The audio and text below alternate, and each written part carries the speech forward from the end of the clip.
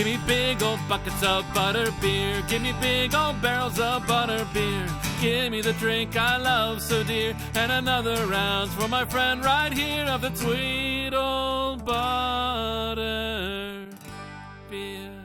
Welcome to the Three Broomsticks. We invite you to pull up a chair, grab a butterbeer, and settle in for a hearty discussion about Harry Potter.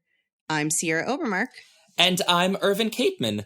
And we have two guests with us this episode that may sound familiar to you from a few episodes ago. It is Patrick and Mayuri. Hello. Hello, everybody. We're still here.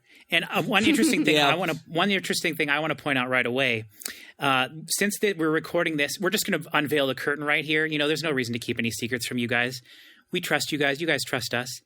We're recording this right after our previous Percy Jackson episode. But the interesting thing I want to point out is I do have cancer, so I may be dead when you're listening to this in the future. Dude, what the what are you doing? So that would be kind of interesting, don't you think? Like, let's all hope. You know, let's all hope that I'm still here, you know, editing the episodes like usual. You know, I'll who knows how early I'll edit this, you know, but, you know, you never know. So this could be the last known recording of Patrick Musak to ever be released to the public. So let's all... So we could... No, it's fine. It's fine. Well, now I feel like I want to slam my laptop shut and, like, go to sleep. I got to go out in style. We're going to have a really great episode. More likely than not, the cancer is gone at this point. We're doing great. We're doing great, and but you know, you never know. So just want to point that out. This is what happens when you're recording at 2 a.m. If I wasn't discombobulated before, I don't even know where to go from here. No, And I'm also still here.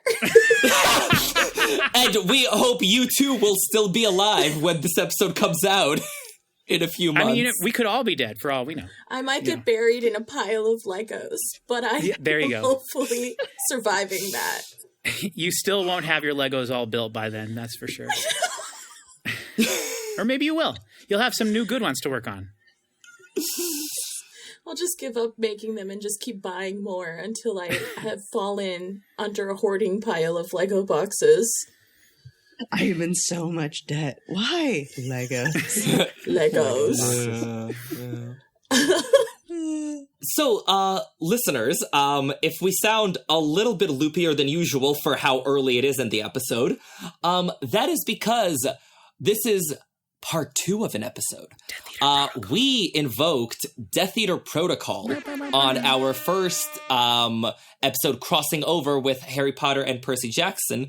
So we are now recording the second episode of that Harry Potter Percy Jackson crossover. And just to let you all know, it is about 2 a.m. when we are starting this. So it's gonna get a little bit nuts. We're gonna have fun.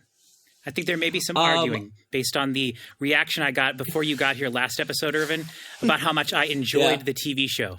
So I think we may have some fun conversations about the TV show.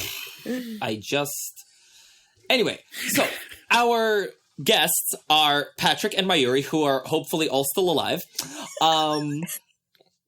And since we are discussing Percy Jackson, let's just do a quick recap of our favorites so listeners will know going in where our biases are.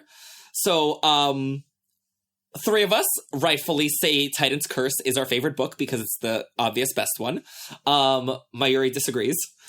I don't completely disagree. I just liked Labyrinth better. Fair enough. It's fine. Personal preference. Yeah. It's a good book. Yeah.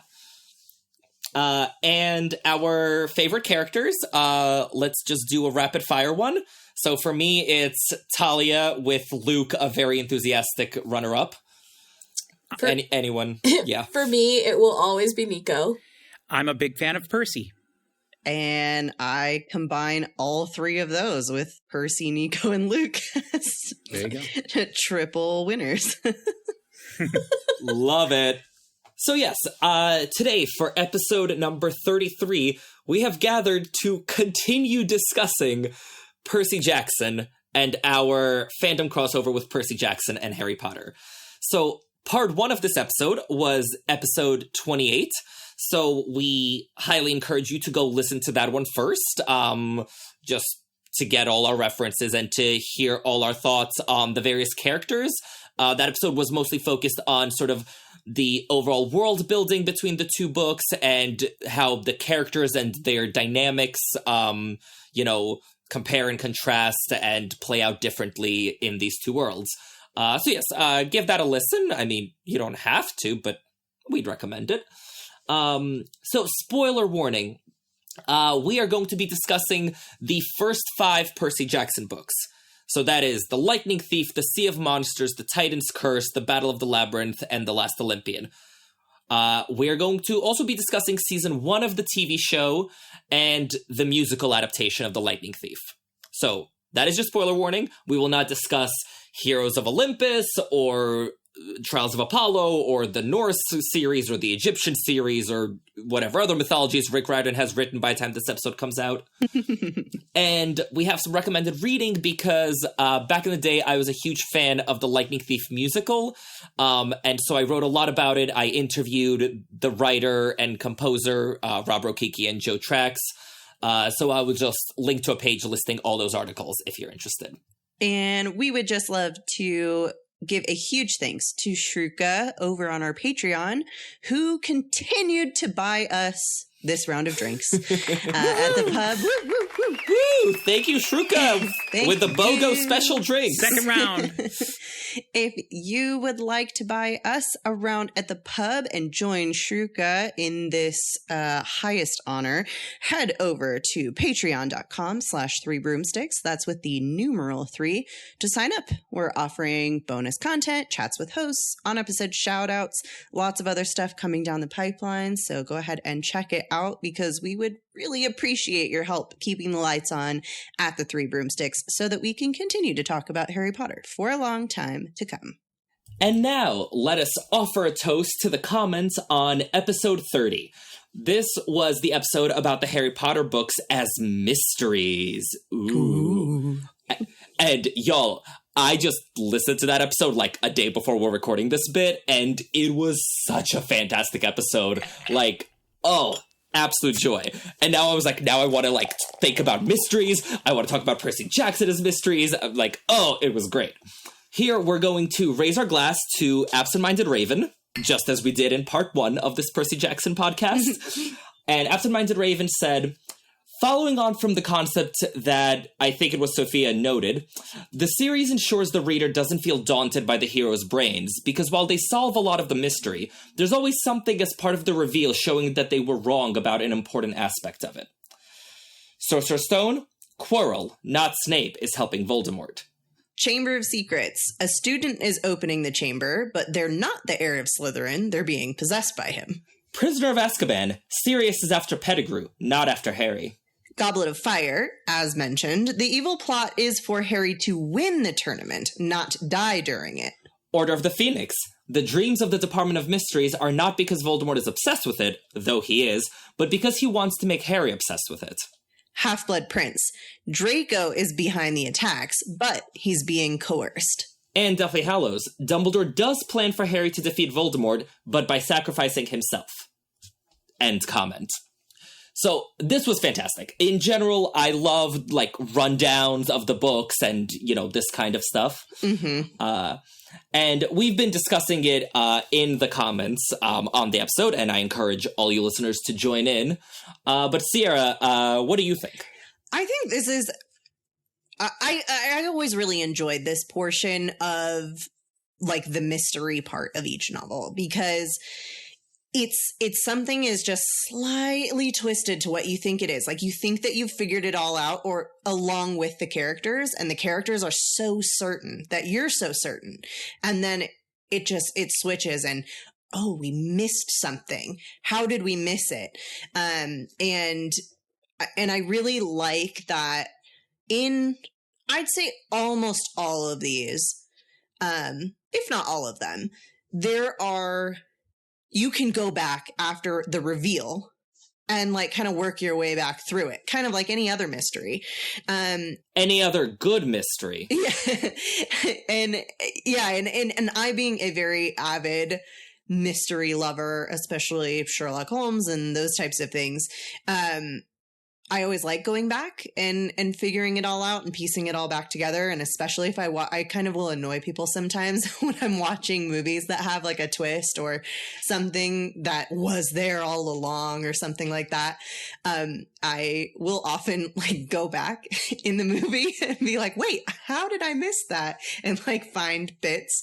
So I do really like that, that aspect. And I think Absent-Minded Raven really hits a nail on the head specifically for the one that really jumped out at me was the Order of the Phoenix one. Interesting, because it's not that Voldemort's obsessed, but he's making Harry obsessed. Like that one, for whatever reason, we were reading that list, that jumped out at me. See, I disagreed with that one. Oh, that's interesting. So, I agree with Absent-Minded Raven on most of these, except 5 and 6. I would kind of tweak. How would you tweak them? Because, well, I don't agree with that being the mystery in Order of the Phoenix. So Order of the Phoenix is, it's a much more nebulous novel in a lot of respects, including what the mystery actually is. But I think the mystery isn't, like, why Voldemort is obsessed with the Department of Mysteries. But I think the mystery is what is the weapon that Voldemort is after. I'll give you that. Yeah, when Sirius is like, it's like a weapon, something he didn't have last time. And everyone's like, what is this weapon? What could he possibly be after? And then, Harry is like, oh my god, he's gonna use me to get to the weapon. And then it's like, oh my god, I am the weapon. And so the twist ends up being that the weapon is the knowledge of how to destroy Harry Potter, which, I'm sorry, is the most anticlimactic thing I've ever read. That is pretty valid. I remember being like, that's not like a weapon. Like, who's gonna actually define? Like, it kind of made me upset with Sirius a little bit because I was like, my dude, no, that's not a weapon. So I addressed that in my Dumbledore book, because I think Sirius doesn't actually know what it is. I think Dumbledore was misleading the Order because if I know Sirius Black, and I've read 3 books about him, I know Sirius Black, he would not refer to that as a weapon. Right. Like, no way brash Gryffindor Sirius would put it that way. That makes a lot more sense to me. Yeah. As for Half-Blood Prince, I don't think that, the twist is that Draco is being coerced. Because, I mean, I feel like, A, we kind of could have guessed that from him crying to Myrtle, and B, it's not a twist because it's not surprising. Right. When Draco is like, oh my god, I have to kill you because Voldemort is making me, we're like... Yeah, that tracks. Yep, checks out. Yeah. In Half-Blood Prince, the twist is that Harry was right. The twist is that there is no twist, That's which, fair. is the cleverest twist of all. Yeah. I definitely agree with that one for sure, because that's always, I mean, we've had 5 books up until this point where Harry's dead set that this person is behind it all, and he's just absolutely wrong every time. Right, we've had 5 fantastic twists as Absent-Minded Raven ran down. So we're like, well, we're waiting for the next one. Right. Oh, it's so good. Yeah, which I think is really genius to then throw in Harry was right, and he's right about literally everything about Draco. Everybody's swearing up and down, he can't possibly be a Death Eater. He can't possibly have the Dark Mark. Harry's like, I told you all. But by this point, he's the boy who cried wolf. Well, Draco still might not have a Dark Mark. He might be crying wolf himself, as in werewolf. But that's a whole nother theory. That's the secret hidden twist. It is, dude. I've written a 3,000-word piece on why Draco Malfoy is a werewolf. You will get to read it eventually. I very much look forward to reading it, actually. Yeah. But yeah, what you were saying earlier, though, the reveals, I feel like they're all so good and so satisfying because they make sense. Right. every one of these twists, like, once it's revealed, you're like, oh my God. Like, that means something to me, that reveal. And now X, Y, and Z all add up together. Like, I love it when, like, at the end of the book, Dumbledore is like, so let's go over what just happened. Right. Yeah. Because, like, I read more thrillers than mysteries. I really want to read more mysteries. And so oftentimes a failing that I find is that, like, they're so worried about a twist that no one will see coming that it doesn't mean anything. Yeah. Like, I'm specifically thinking of Karen McManus's books. Oh, interesting. I've read all her books, and I love her first few. Like, One of Us is Lying and Two Can Keep a Secret and One of Us is Next are all fantastic.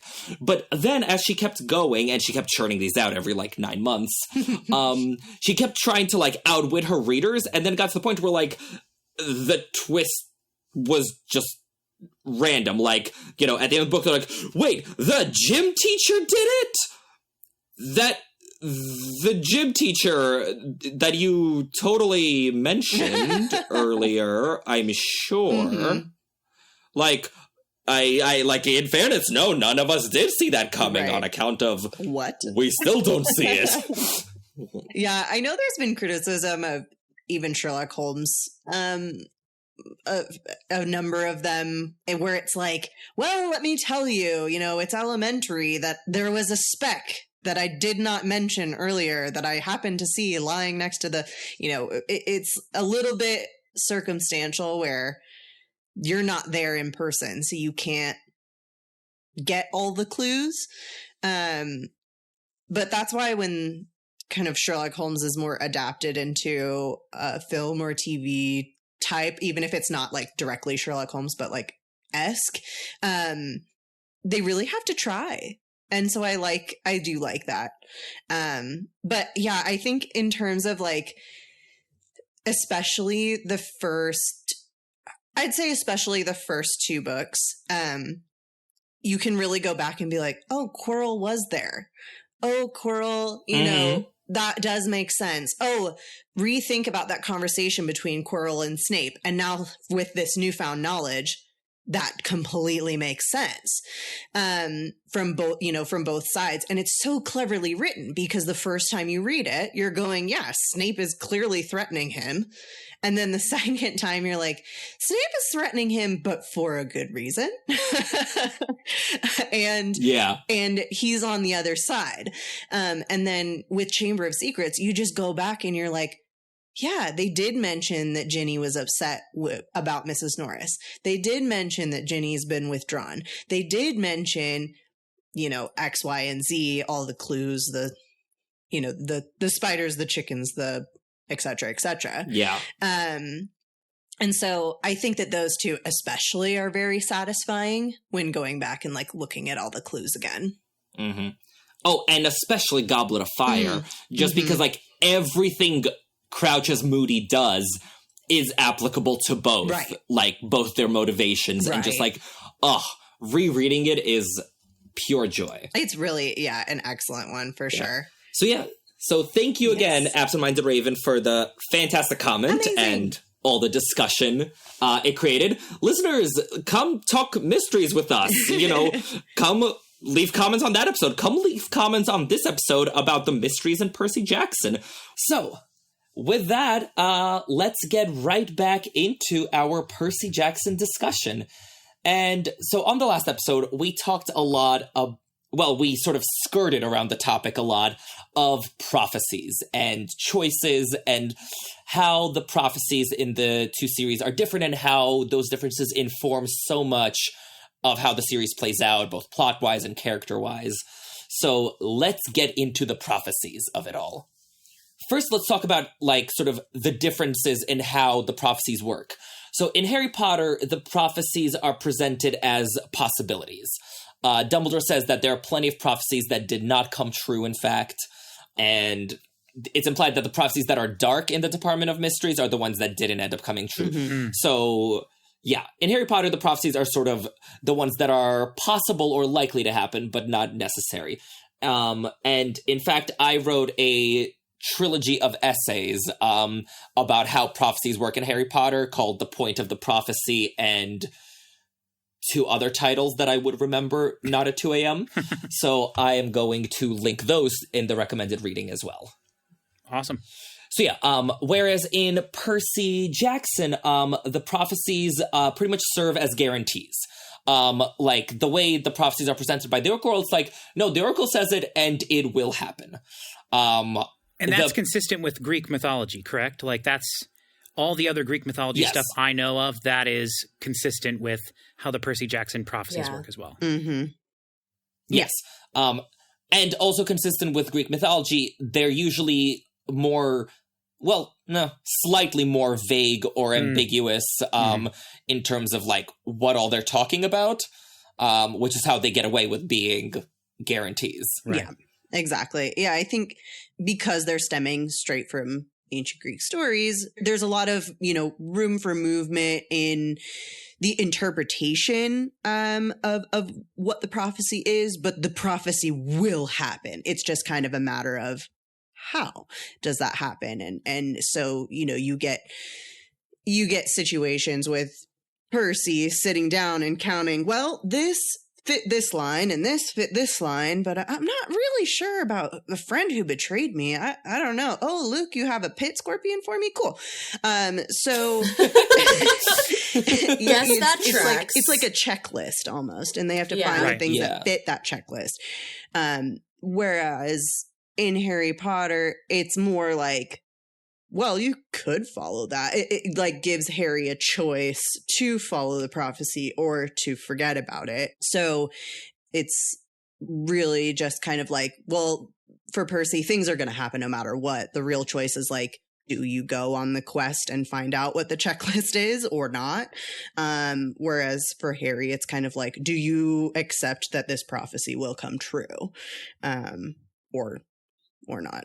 Part of it, right, is going back to the actual ancient Greek thing. Prophecies come true when you either try to make them come true or try to stop them from coming true. Mm-hmm. So I feel like part of the reason that the prophecies in Percy Jackson are so unimpeachable is because people act on them. Right. Sort of, like, I don't think we've ever seen a prophecy where someone is just like, what if we didn't go on a quest? I think the Half-Bloods want to go on quests, so they ascribe certain like God tier level to the prophecies, where they're like, okay, the prophecy, we have one, let's go on a quest to attain glory. Mm-hmm. But I want to push back against Sierra, what you said about like more choice being offered in Harry Potter, because I know Dumbledore says that.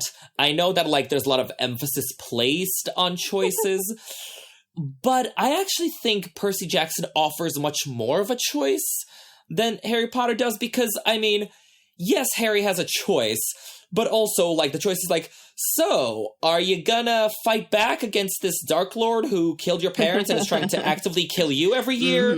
Or are you just gonna like wait to be murdered in your dorm and like worry about final exams? Well, I think in Harry Potter, like, it's not Harry's choice that dictates whether the prophecy is going to happen or not, right? Like, Voldemort made the choice. He heard the prophecy, and instead of being like, no, let me not try and murder this baby, he was just like, he believes in prophecies and that sort of thing, so he was just like, I have to nip this in the bud, and thus creating his own problem. Right. If he had just kind of been like, this is a bunch of hogwash, like, codswallop, like, I'm out, who knows what would have happened, and it probably would not have come true, because he never would have marked one of these babies as an equal.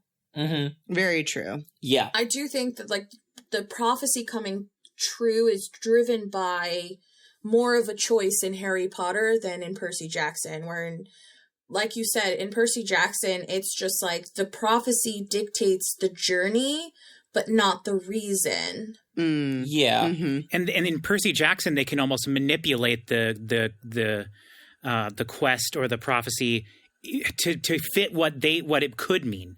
You know, they use it to their advantage almost in certain cases. Yeah, that's true. So I guess I was thinking about it from Voldemort's perspective. I was thinking about it from Harry's. Because, like, if we're looking at, like, you know, the protagonists, I feel like in Percy Jackson you have more flexibility because you're like, oh, like, 5 shall go west to the Goddess in Chains, being like, all right, so, like, which 5? Like, yeah, you know, there's... But is it a choice that they don't take 4? Like... They were going to take 4. That's true. But, like, the prophecy said 5, right? So, like, to them, like, prophecies carry more weight because they have lived them and they have come true, right? And so it's just like, if you follow the prophecy, like, you will succeed in your quest. And accepting your destiny. Also, the prophecies carry way more weight because they rhyme. Yes. Love Obviously. rhymed prophecies. I mean, if it rhymes, you can't really argue with it. Which also is a great way to remember them, because I was like, I'm pretty sure I can rattle off at least 3 of the Percy Jackson prophecies, like, from memory. It does make it a lot easier, for sure. Right? So, another interesting sort of contrast I found between the two, right, is in Harry Potter, the existence of the prophecy drives the plot a lot more than its contents. Like, sort of the fact that the prophecy existed, and then people are trying to listen to it, or someone heard it, and then Voldemort's trying to get it.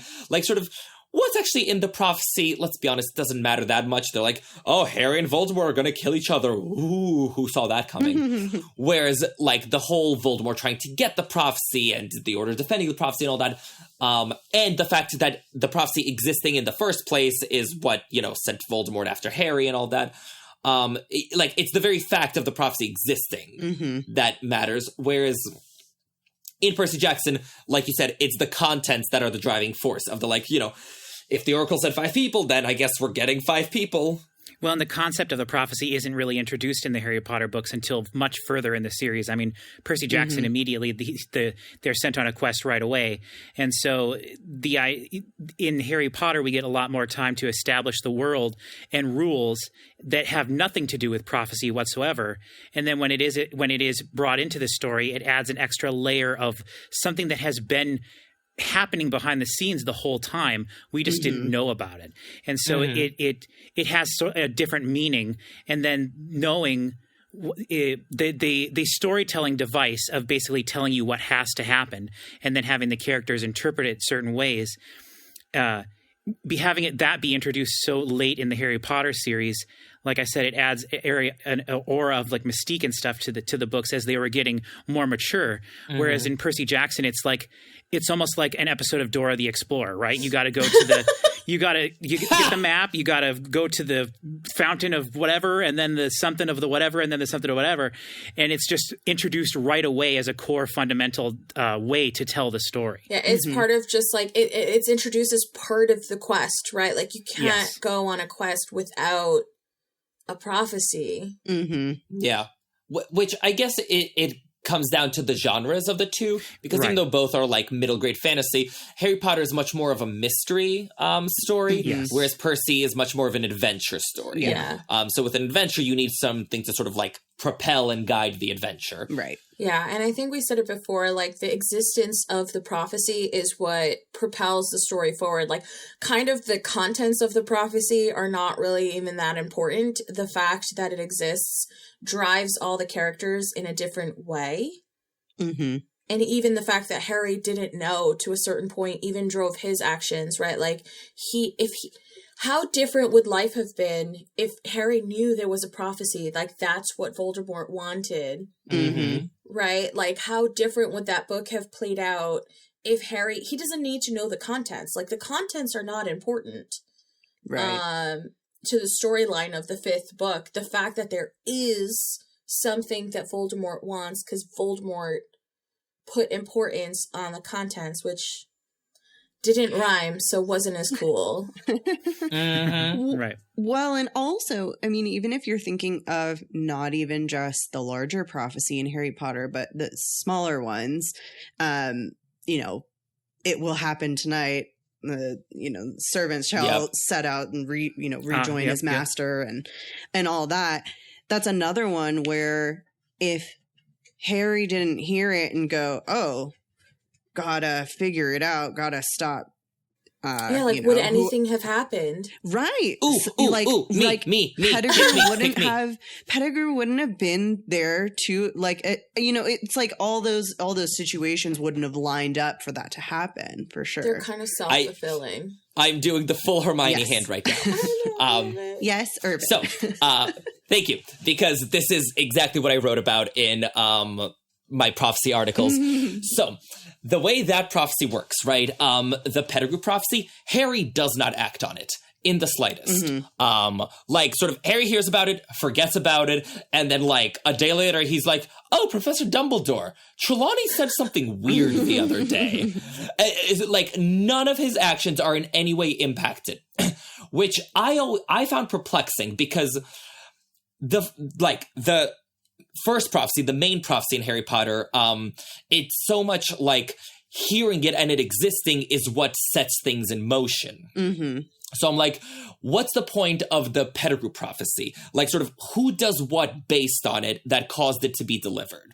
And I think, my theory is that it's actually Dumbledore. I think that, like, Harry did not do anything based on prophecy. Dumbledore heard the prophecy and was like, oh, Voldemort's getting his servant back, getting real. I'm going to need, like, all hands on deck for this coming year. And so that's when he decides to hire Mad-Eye Moody. Yeah. Which is how, through a very, very indirect way, Voldemort gets his body back with Harry's blood. Yeah. So that's awesome. That is actually the consequence that prophecy was playing out at. Like, Harry is really kind of beside the point. I love that, Irvin. That's great. Thank you. It took me a long while to puzzle it all out. I also think a little bit that prophecy was to give us, what's the word? To give us kind of like confidence in Trelawney's prophecies, right? Like, so we heard her deliver this in third year or fourth year, whatever it was. It came true. And so when we hear the main prophecy, we're like, well, we know that this is a seer, so this must be true, right? Like, so it's kind of lending a little bit of credence to her giving a prophecy, because up until then we're like, she's a drunk, like, why is she here? She doesn't teach anything. Like, what about her character are we supposed to trust? Like, people make up predictions. I mean, ironically, a lot of those predictions came true, but people make up stuff in her class, right? Like, she doesn't know what's true or what's not true, as far as we know. And at some point, like, we have to be told something that happens so that we trust her a little bit. No, I'm just thinking about all the things that Harry and Ron make up I know. Like, in the class and the tea leaves. You're going to suffer, but you're going to be happy about it. And, a windfall, unexpected gold. Well, Triwizard winnings. And, like, all the random things that they're just, like, describing their dream journals and stuff. It's so funny to read through, and you're like, all of this came true. Right. So, like, is this just supposed to be, like, a funny plot bunny? Like, hey, guys, all of this came true, I think so. Or is it supposed to be like inherently everybody in the wizarding world has some attunement to divination? It just depends on what level they believe in it. Yeah, I think that's purely dramatic irony. Like, I don't think there's a good Watsonian explanation for it. They're no Rachel Elizabeth Dare. Yeah. But also, like, that's a signature of Jo's, right? Is she will, like, introduce some kind of magic, and then 2 books later, it's crucial to the plot. Right. Like, that's how we learned about Anime Guy. That's how we learned about prophecies. That's, how, like, it is a thing. So, definitely that's part of that whole pattern. But let's actually get into, like, the Great Prophecy and the Chosen Ones and all that. Now, personally, I love the fact that in both cases, the Great Prophecy that anoints our Chosen One as such could have referred to someone else. And in both cases, the also ran is a total badass. Irvin, I'm sorry, can you remind me what Percy's is just in general? Because I'm very familiar with Harry's, but Percy's, I can't really remember very well. Sure. So Percy's also rans are any children of the big three. So right. that is the D'Angelos, but much more to the point is Talia Grace. Mm-hmm. Right. Okay. Yeah. And I mean, Talia's my favorite. Sure. I love her. She's so cool. And like, I really love this. I really like prophecies where like there's ambiguity there. Mm-hmm. And it's interesting that like the great prophecies have that ambiguity where they could refer to anyone, whereas like the everyday prophecies in Percy Jackson, much less so. Like, sort of, you know, once the like quest specific ones are issued, they're like, yeah, okay, no, we kind of know what's going on here. Yeah. Or at least like who it's all about. There's a separation there. Like in the book, they clearly like, this is the great prophecy or whatever, and these are the quest prophecies. Mm-hmm. I feel like they do a good job of letting the reader know, like, there's an overarching one and then there's individual ones for each book. Yeah. I agree. I think like a greater prophecy specifically should be closer to a riddle, not just like, here's a path that you must walk, here's the checklist of things that are going to happen. And I will say, you know, the quest prophecies in Percy Jackson in general, most of it's fairly straightforward. There's usually only like one component that is kind of unsure. Like in Lightning Thief, it's who's the friend who's going to betray. Mm-hmm. In Sea of Monsters, why is Clarice going home alone, but she needs friends? And then in Titan's Curse, it's who's going to perish by a parent's hand, who's going to be lost where it doesn't rain. Like it Battle of the Labyrinth, it's who's going to lose a love to worse than death. Exactly. I told you I can rattle these off. So, you know, and I love the complexity of the great prophecies having other options and having more ambiguity there. And I do almost wish in the Harry Potter great prophecy that there are more options other than Harry and Neville. I kind of get why there's not, because that would be kind of a huge thing to drop in, you know, like 5/7 of the way through mm-hmm. of a series. Whereas, you know, Percy's vaguely aware of this prophecy in Lightning since the Thief. beginning. Like since the very beginning, he knows that there's a prophecy that somehow refers to him.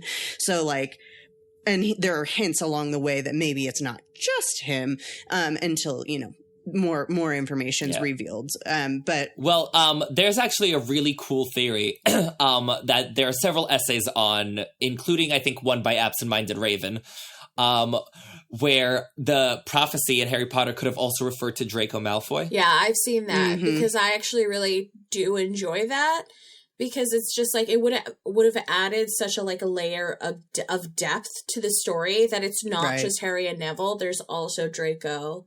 I just wish it was like more obvious. Yeah, well, you know? We just like don't know enough about Draco for it to become obvious, right? Like mm-hmm. Dumbledore never considers him, because like you just assume that Draco, like the defiance from his parents would have to be kind of something that's not widely known for him to be a contender for the prophecy. Mm-hmm. And it's also tenses because, you know, Draco was born to those who will have thrice defied him, like 16 years later. Mm-hmm. Yeah. So actually, that is one of my favorite things about Percy Jackson, is that people are trying to game the great prophecy. Yes. And I was like, I'm so here for it. Where like, you know, when Percy's on his way to reaching 16, and then once it turns out he's not going to be a very cooperative chosen one, from Cronus's point of view, Kronos is like, aha, but what about Talia? Or aha, what about some D'Angelos? Like, let's mix things up around here. Yeah. Like, I'm so here for it. I really like it. It also puts like knowing that and then rereading Sea of Monsters is as like essentially a giant fetch quest for the big bad. It's like so entertaining because you're like, the first time you read it, it's like, aha, we've bested Kronos and his lackeys. Aha. Oops. They did want another big 3 child alive to be able to potentially use. Their odds get larger. Yeah. Yeah. Oopsies. We shouldn't have done that. Well, so one of my favorite articles about like Draco and the prophecy and everything had the corollary that like once Voldemort heard about the prophecy, he told all of his Death Eaters to try to like get a kid going, and that he was trying to game it. And then Lucius and Narcissa were like, all right, let's go. We're going to make the chosen one right here, right now. That's interesting. That seems really odd though. Like it's fun in theory, but like in practice, it's like, yes, minions, please provide me my greatest foe so that I may murder your child. I mean, Bellatrix would be happy to. Oh, Bellatrix. Then yeah. I mean, it's fun to think about, but I don't think that, like, so part of the thing with Voldemort, right, is, like, no matter what, like, out of all the options, or whatever few options he had, he chose Harry, the half-blood son, right, that so mirrored his own heritage. Like, he saw himself in that, like, he was more threatened by a half-blood than a pure-blood. And so I feel like, on purpose, it doesn't work. Also, like, Draco's birthday is the beginning of June, so, like, the prophecy is very much, like, born as the 7th month dies, so it's, like, it's not even close. But if you look at the Celtic calendar... The Celtic calendar. Yeah. Yes, well, yes. Okay, but the other scenario, right, is not Voldemort, but if the Death Eaters know about this great prophecy, right... And, like, their loyalty to Voldemort is, you know, a little bit conditional. Like, can't you see Lucius and Narcissa being like, hey, what if we were the parents of the chosen one? I mean, I could see that. I could see that. Right? That's assuming that Voldemort shared that outside. I mean, you would assume that Lucius would know in his inner circle. Exactly. Well, because also Lucius is besties with Snape. That's true. But isn't the whole thing, because it smashes in the Department of Mysteries, they're like, now nobody knows what it says. Well, but Snape heard the first bit, right? The one with the power to vanquish the Dark Lord approaches. Born to those who have thrice defied him, born as the 7th month dies. Like, I feel like if Lucius heard that part from Snape, he was like, all right, 7th month, so then we're looking at October, so Narcissa, clear your schedule in October. Take some fertility potions, like, let's go. I'm gonna have the house elves make up the nicest bedroom. I mean, it's like, you would assume the Malfoys are calculating, right? So, like, they're hedging their bets, right? Like, if their son ends up being the one, then they're in a better place in Wizarding Society. And if he doesn't, then, like, what do they lose in terms of their place with the Dark Lord? Nothing. Yeah, exactly. I mean, that is fun to think about, but it is one of those reaching kind of theories. Yeah, but we can reach. I mean, I say it, Draco's my favorite character. I love anything that involves him to a point of not being a whiny bully. So I've always thought he was such an underutilized character. Oh, for sure. But again, it's like one of those things. Well, talk of favorite characters, like Talia, you guys. Talia. Guys, how long was she a tree for? 7 years? Yeah. Yeah, couple years. Yeah. Well, she was 12. And yeah, I think it's 7 years. Yeah, because Annabeth was at camp for 5 years. Oh, 5 years then. Yeah. No, but another year for Sea of Monsters. Yeah, 7 years. So 6 years. Yeah, because Apollo's trying to figure out how old she is when she's driving the car. Right, and apparently she aged at half the rate as a tree. Mm-hmm. Yeah, because he says you're 15, you turn 16 in like a couple weeks or whatever it is. Okay. Which I thought the idea of an age limit for a god to drive a chariot is hilarious. It is funny. I think he was just coming up with an excuse, to be honest. He's like, Nico's too excited about this. No. Yeah. You are too young. Grover, you don't have real feet. He's like just coming up with excuse. Well, because he clearly likes Talia, so he's trying to come up with those excuses to be next to her. So, like, okay. Listen, it's cool that Harry chose to embrace his fate as, like, the chosen one to slay Voldemort, blah, blah, blah, blah, blah. Like, but it's kind of obvious. Like, Harry was never going to do anything else.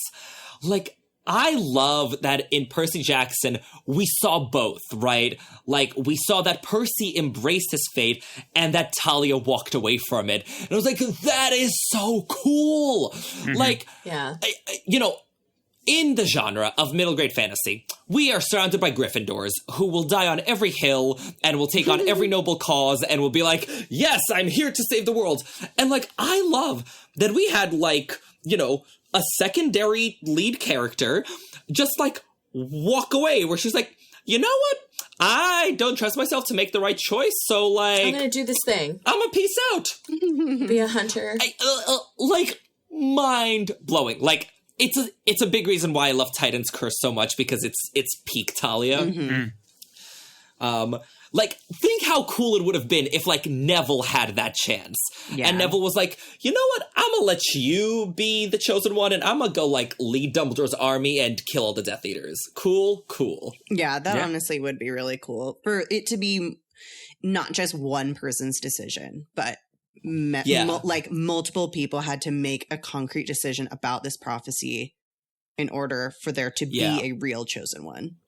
Yeah. Mm-hmm. And, like, it's so much more compelling for Percy too, right? Because with Harry, it's like a yes or no choice, right? Like, sort of, you know, he either does the thing or he does the thing, let's be honest. Percy, like, first of all, he didn't have to do the thing, but he just saw someone, like, completely abdicate the responsibility. Right. He knows there's another demigod, like, waiting in line. He's like he could give it off to Nico. Mm-hmm. And so, like, he's like, no, I'm going to take on the responsibility myself, even though there are options. And I was like, you go, Percy Jackson. Yeah, I feel like Harry kind of, like, martyred himself a lot of the times. Like, it has to be me. I'm the only one. Voldemort chose me. Mm-hmm. Like, I have to be the one. Me. And it's very much like, why?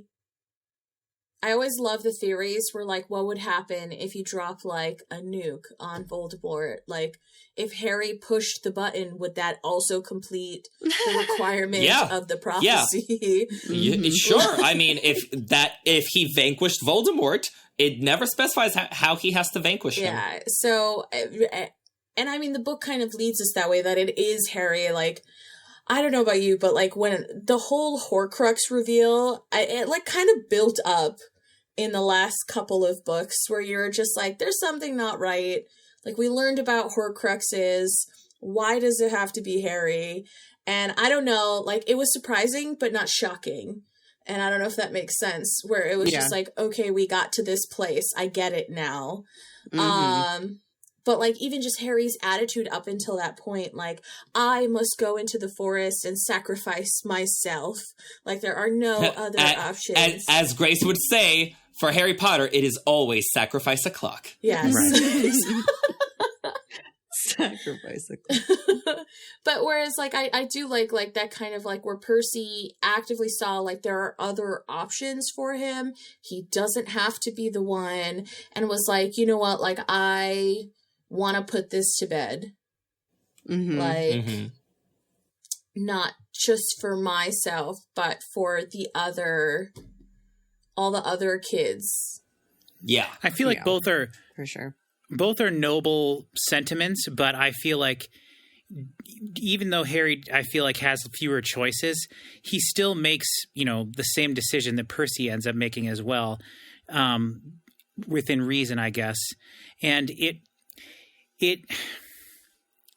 I don't know, I guess the way Harry is fulfilling of the prophecy, I guess, is a little bit more, I guess, kind of cliche in terms of storytelling, but I still feel like it is really rewarding. And I don't want to diminish his decision just because it feels more like there's more gravitas to it, I guess, and more of like an old school, almost like biblical feel to it.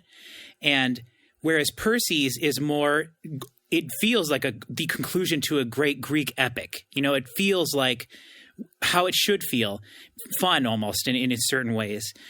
But I don't think that diminishes Harry's, not that that's what you were saying, but I don't feel like that should diminish Harry's sacrifice, you know, at all. No, I mean, you know, like what Harry does is incredible. My thoroughly tear-stained pages of The Forest Again are a testament to that. But like, it's kind of ironic that like the book series that focuses so much on choices actually has fewer of them. Sure. Yeah. Actually, guys, I'm curious. Am I the only one who like committed these prophecies to memory?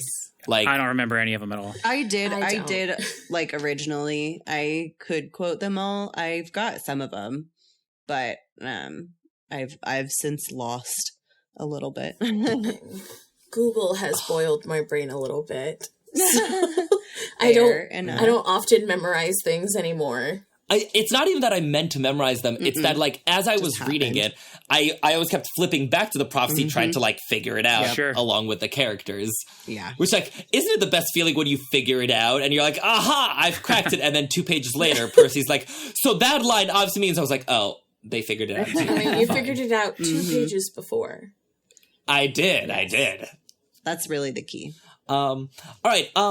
Let's talk about the 5 books and sort of their place in the series and sort of what they are accomplishing, like, sort of as the series progresses. Because I feel like there's a lot of commonalities here, and part of it is just, like, how do you tell a large, sweeping series, and part of it is, you know, they were 2 series coming out around the same time and all that. So, like, the first one is Lightning Thief. Obviously, it's, you know, intro the world, intro the bad guy, intro it all, you know, fairly straightforward. Straightforward. Here are the bad guys you're going to be facing. Here are the quote good guys. Here's all the morally gray characters. And then like here's the general rules of the world that you live in. Yeah. And here's the big twist of who's behind it all along. Right.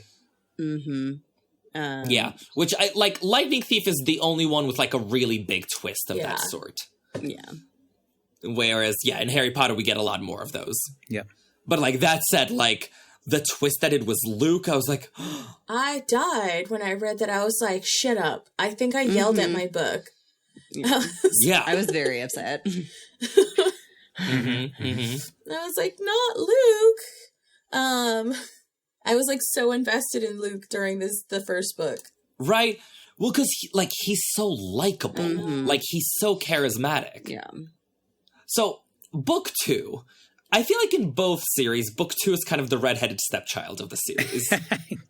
Yeah. Like, I feel like if you ask most people, they will rank Sea of Monsters lowest out of the 5, and they will rank Chamber of Secrets at or near the bottom. Yeah.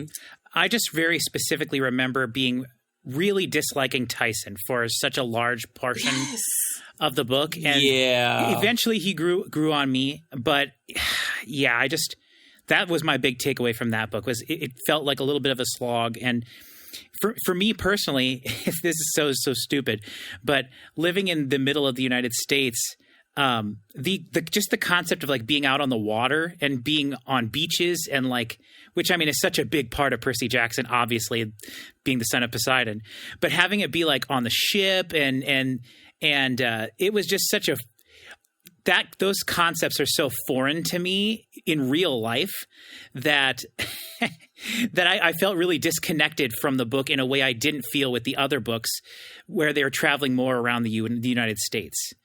If that makes sense, which is such a weird thing, I know. I mean, that is wild to me, and also the opposite, because I spend much more time on boats and beaches than I have traveling around the United States. But I mean, that's just a Midwest thing, I guess. Can't be 1,000 miles from the nearest ocean and really care about it that much. Yeah. Touché. I don't know. I feel like the second book in both series was just kind of like hey, this big thing is happening, but like it's not happening yet. Mm-hmm. So something else has to happen. Yeah. That's not overly important, right? Like, I feel like for Percy Jackson, like the second book was just like a vehicle of like, guys, we did such a good job in book 1. Like, we're so awesome. We're gonna follow this quest and get completely hoodwinked at the end of it. Like, the whole time, like you said, like it's just a fetch quest for the bad guy. And at no point did no one think that through. Be like, this is a possibility. Like, let's not put the magical healing blanket on a person or something that used to be a person that this could be a problem. Yeah. It's a very good evil plot though. Yeah. Like, it's very good. Kronos was like, like Voldemort should take notes. Like sometimes his plans are disastrous. You want a simple plot. Like, I feel like Voldemort gets a little bit carried away. He's like, and then A, but then B, but then C, but then D. And then Cronus Harry. is like, right. Cronus is like, step 1, poison the tree. Step 2, get the fleece to the tree. Step 3, Talia. Yeah. I don't know. I feel like Voldemort often got sidetracked because of Harry. Like, if you think about it, if Voldemort kind of let the Harry thing go for a little bit, like, he could have done a lot more things and been a lot more organized and a lot more impactful, but at the end, he was unhinged and obsessed with the child. Voldemort's problem is he has to win in a certain way. Like, because Kronos is opposing a side that is already messed up, he doesn't have to win in such style. He just has to win. Yeah. Voldemort, because, like, you know, he's trying to keep his followers and convince them to do things that run counter to their interests at times. Like, he has to show off how badass he is, how powerful he is, how he is so much cleverer than everyone else. And so the propaganda aspect is what trips him up a lot of the time. Yeah. He's almost like a Batman villain because, like, Riddler and Joker and others, like, they're all about, well, I have to outsmart Batman. Well, I have to get him to fall into one of my traps. And there's even in the comics, there's in Mad Love, Harley's intro, she straight up captures Batman and is like, look, here, I did it. He's there. He's like hanging for you. Just kill him. And Joker gets furious with her because he's like, no, you have to like have the style and the panache and you have to do it in this way and outsmart him and trick him and trap him and whatever. And he ends up like letting Batman go because it wasn't done the right way. And so it's like they're caught up in like, it has to happen in this sort of grand and I'm the best and everybody has to be like acknowledge that it was me and I outsmarted, and that's the whole thing. And like especially Riddler, like Edward Nygma, he's that's like his big thing is like I have to outsmart Batman, and so it's like I feel like he has that like Voldemort has that vibe of like I must be the best. Like it's not just about like, oh, I killed him, it's done. It's like, oh, I outsmarted him and I thwarted him and I led him into this grand thing, and then... Well, it's like in the 4th book, right? Like, I'm gonna give him a wand and battle him. Exactly. Like, you literally had him tied to a gravestone. You could have just killed that child. You had a literal child but tied. He had to prove to the Death Eaters that he's bigger and badder. Yeah. Like, when you are the king of the Titans, it's a lot easier to command respect. Yeah, it's like, guys, I don't need to prove anything. I am Kronos. Right. Like, just my name inspires fear. Right. The hierarchy is is like established and respected across the board in Percy Jackson. Yeah. The hierarchies of the gods, of the Titans, of the all of them, even within Camp Half-Blood. Yeah, for sure. Yeah. So one of the complaints I've heard about Sea of Monsters is that it's too straightforward.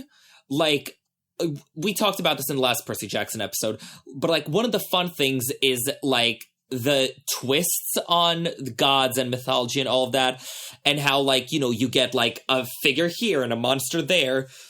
and how Rick Riordan synthesizes all of that. Sea of Monsters, it's just the Odyssey. Right. Like, Yeah. it's the Odyssey with a Percy Jackson skin. For sure. Right. And so I feel like that ended up being underwhelming when compared to the other books. Yeah, and it's even it's literally like it is the exact same. I mean, Percy rides on the underside of a sheep in Polyphemus's flock to get inside the Cyclops cave. This happens in Odysseus, but it's under a ram to escape. Then Grover stalls by unthreading the wedding dress, and Penelope uses the same tactic in the Odyssey.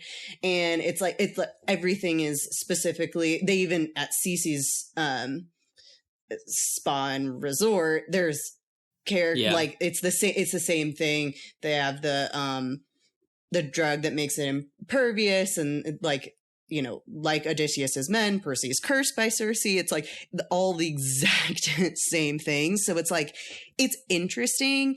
And I like seeing that, but it does feel a little repetitious, especially if you already know the general idea of the Odyssey, or even just like some parts of the myths that go into it. Yeah. But it is kind of, it's almost like the Odyssey for young kids. Like, it's like, hey, if you're too young to read the Odyssey, read Sea of Monsters. You get the general gist. Yeah, like you. Which, like, have you all read the Odyssey? No. I have not. I've read parts. So I did in college, and can I just tell you, it is so damn boring. It's a slog. Because like the cool part, like Odysseus's journey, that part, that is like less than a quarter of it. Yeah. Like, you spend like the first chunk with his son Telemachus as he's like, oh my god, where's my dad? All these suitors are eating my sheep. Then you like go to Odysseus, you spend like maybe 20% of the book on what we think of as the Odyssey. Mm-hmm. And then the entire second half of the book is Odysseus gets back. He's like hiding out and trying to figure out how to get rid of all these suitors. And I was like, oh my god. 2/3 of the Odyssey is about Odysseus like fighting off the guys trying to marry Penelope. And I was like, no, go back to like the islands and the monsters and like the cool shit. Right. So that is my very cultured review of the Odyssey. Yeah, but I think, and I don't know if I saw it somewhere in the notes, but like a lot of Percy's journey is a repetition of like Greek myths, right? Like, so I wonder if that was purposeful in that, like, you know, Percy is going to be a great hero, and in modern times he's following the same kind of quests, the same I can't think of the word. The same kind of just like template as the other greats, right, in history. Mm-hmm. Yeah. To kind of show was us that Rick that Riordan's intention from the beginning, you know, and then that probably was his intention from the beginning to translate some of the Greek myths into a modern setting. And on the surface of it, that's what the Percy Jackson books are. And then the story maybe got bigger than he initially thought. Right?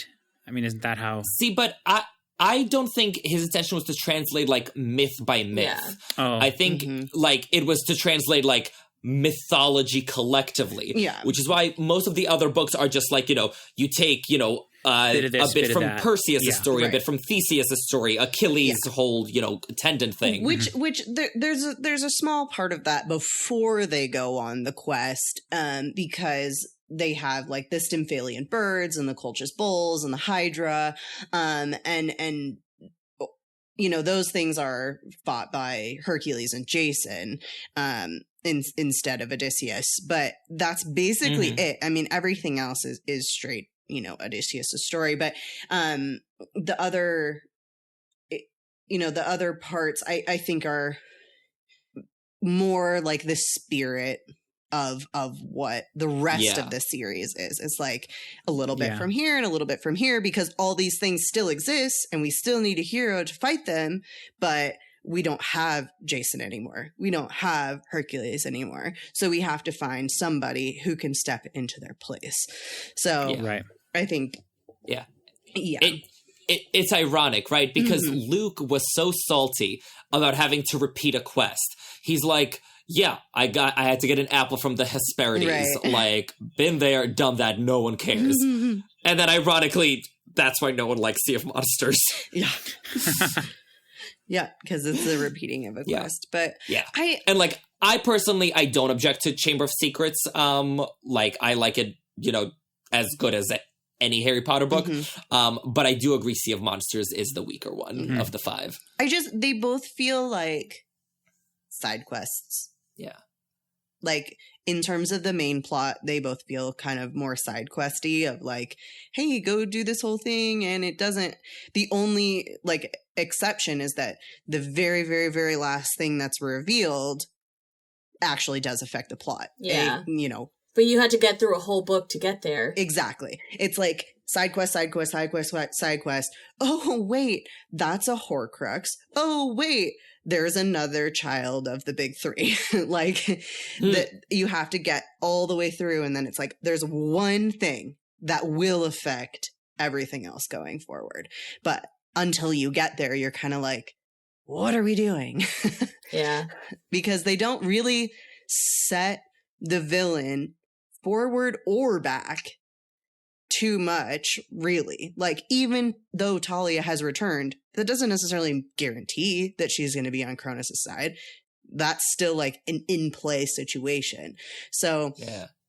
And you know, like, killing one Horcrux doesn't really set Voldemort back. He's got 7 others. So, like, it's one of those things. In a way, Sea of Monsters is kind of like what happened if Tom Riddle succeeded in Chamber of Secrets. Where, like, good or bad, like, at the end of Sea of Monsters, there's another piece on the chessboard. Yeah. Right? Where, like, you don't know what's going to happen. Right. Whereas I feel like with Chamber of Secrets, like, if the Tom Riddle had been able to escape the diary, that would have been it. Where, like, we don't know if the Tom Riddle would have been friends with Voldemort or rivals or, you know, father-son. I have some weird theories. They would possibly, when they resurrected Voldemort's spirit, use Tom Riddle to do that. Then he would just be back in his old body. Yeah. Young and charismatic and handsome. Yeah. But, like, there would have been another very compelling chess Yeah. piece. But in Chamber of Secrets, the good guys won.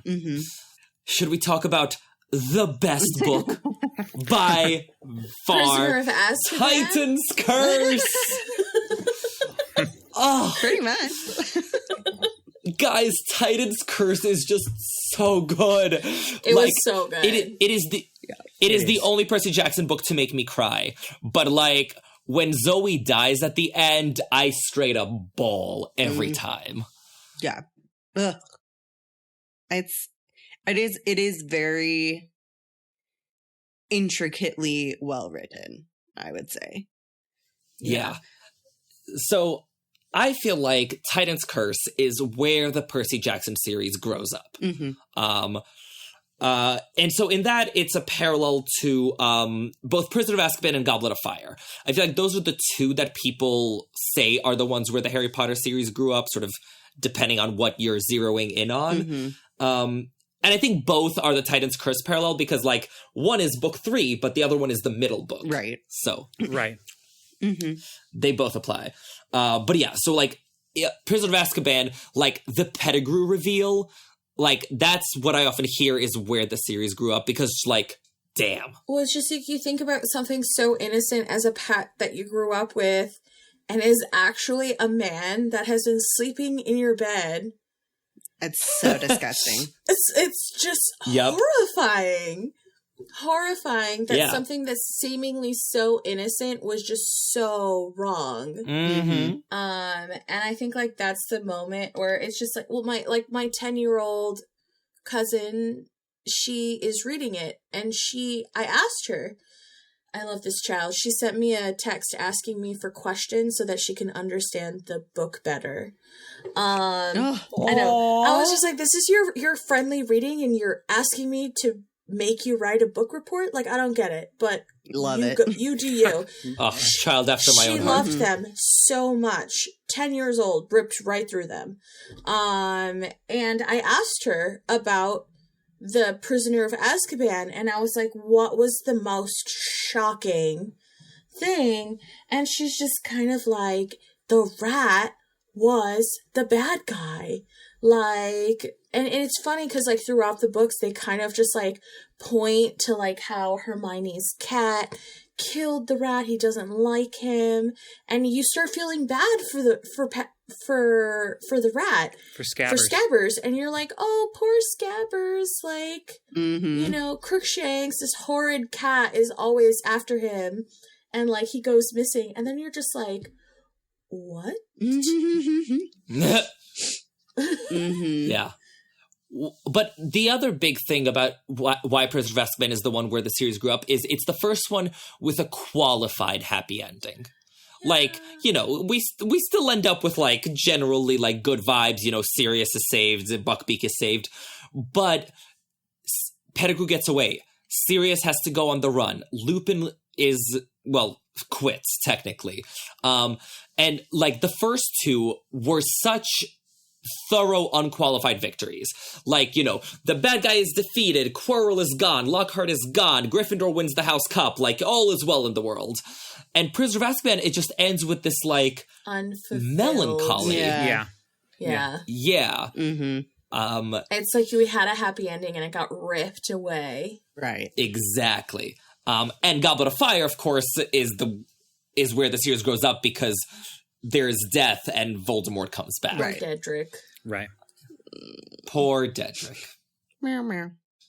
Like, I feel like in another world, Cedric and Harry could have been what Luke and Percy were. Yeah, I think so. Mm-hmm. Sierra, you have a very 3 a.m. look on your face. No, I'm like honestly contemplating Cedric's role in the comparison to Luke. Yeah. Well, like, head of the Hermes cabin, head of Hufflepuff, yeah. Like a cool older guy. Okay, so we're talking like first book Luke. Yeah. Yeah. Oh, okay. Then yes, I'm here for it. I was like no, not the part where Cedric is possessed by Voldemort. Like, we're getting into book that we won't talk about. Territory, no, we will not. And I'm not for it. Yeah. I'm not here for that. Some other podcast or some other episode can be like Cursed Child versus Chalice of the Gods, but it will not be me. That was ridiculous. Yeah, no. Ugh. So no. But yeah, I'm honestly picturing the way that you cried at Zoe's death, and I'm comparing it to how I cried at Cedric's death in the movie. Yeah. Specifically in the movie. Because, well, specifically, I think I've even talked about it on this pod before, but I went and I saw it with my friend in middle school. Had her birthday was to invite a bunch of people to go and see Goblet of Fire right when it came out. And so we all went, and I was on the end of the row, and there's like some random dude sitting, like random, like adult man sitting next to me. And then one of my best friends is on the other side. And I know Cedric's death is coming, and it hit me really hard when I read it in the book, and I was sad, and I cried a few tears, and it was upsetting, and I didn't like it. But in the movie, because he dies, and then, like, the action continues, and you're just, like, in shock the entire, like, I was just sitting there, like, wide-eyed, watching, you know, the whole graveyard sequence, and then he grabs the body, and he comes back. And the second that the dad sees him, I lost it. I was sobbing hysterically, shaking in my seat. My friend like is looking over at me and is like, "Are you okay?" I'm like, "No, I am so far from okay." I was like devastated, and I was like, I knew this was coming. I don't understand, but like just that. I think it was because the grief was so delayed from the actual moment, and then like just the heart wrenching of the dad's reaction like really got to me, and the way that great performance. Everything cuts out, all the sound cuts out, and then they just have the really light melancholy, and everything else is happening, and you just get swept away in it, and it just killed me. Ugh, killed me. So I didn't cry in the movie because well, frankly, I don't think much of it or Amos Diggory's reaction. But so in the book, I was like mildly sad about it because I felt like we didn't get to know Cedric that well. That's how I felt as well. When I saw Puffs, it broke me because in Puffs, Cedric is exactly what Luke is, minus the betrayal. Right. Where, like, he is this cool older mentor for this group of Hufflepuffs, and he was played impeccably by Evan Maltby, where, like, he comes in with this charisma, and you're like, oh my god, he's the coolest guy. I want to be his best friend. Like, of course you'd idolize him, just like the lead Puffs characters do. And so when, like, you know, midway through Puffs, that Cedric dies, I was devastated. I cried, and I was like, oh my god. And so since then, once I reread Goblet of Fire after seeing Puffs, now I cry at Cedric's death. Just because I, like, transferred all the Puffs feelings into the book. Oh, man. I do think it is interesting, though, like, in series like these that have been adapted and that you can reread them infinitely and come back at different points in your life and really, like, you can view the same scenes in such vastly different ways. And I love that about these types of books, just as an aside. I just think that it's really what makes them special. Do you think that can be, we do that with Harry Potter all the time. That's the point of the podcast. But do you think you can really do that with Percy to the same extent? Maybe not to the same extent because, all right, I'm trying to think of, like, a diplomatic way to say this. I think it's because I think the straightforward answer is because it is a little bit more. I think it just comes back to Harry is more of a mystery. And so you see things that you didn't see before later on, whereas Percy's a little bit more straightforward. I think it is. It is that straight adventure, and the adventure you can come back to over and over again, I think, and you can still enjoy it. I just don't think that your view on it changes as much because there's not quite as much nuance to what you do or do not know. Okay. And I completely agree with that, but I think it's also the fact that Rowling is a much more nuanced writer in terms of the writing itself. I feel like a lot of what we come back to for Harry Potter is sort of the ring theory, the parallels, the symbolism, where, you know, she says this one thing and it exactly mirrors what this other character said, and that's a connection. And how, you know, book 1 foreshadows book 6 in the weird dream Harry has. I feel like Jo is such, like, a completely obsessive planner. And there's so much structural artistry to the Harry Potter series that you can come back to it 10, 20, 30 times and you will always make some new connection of the, like, but this means that meant that, so on and so forth. Like, you know, I've written well over 100 essays. I've written a book and most of another one. And, like, there's always more there.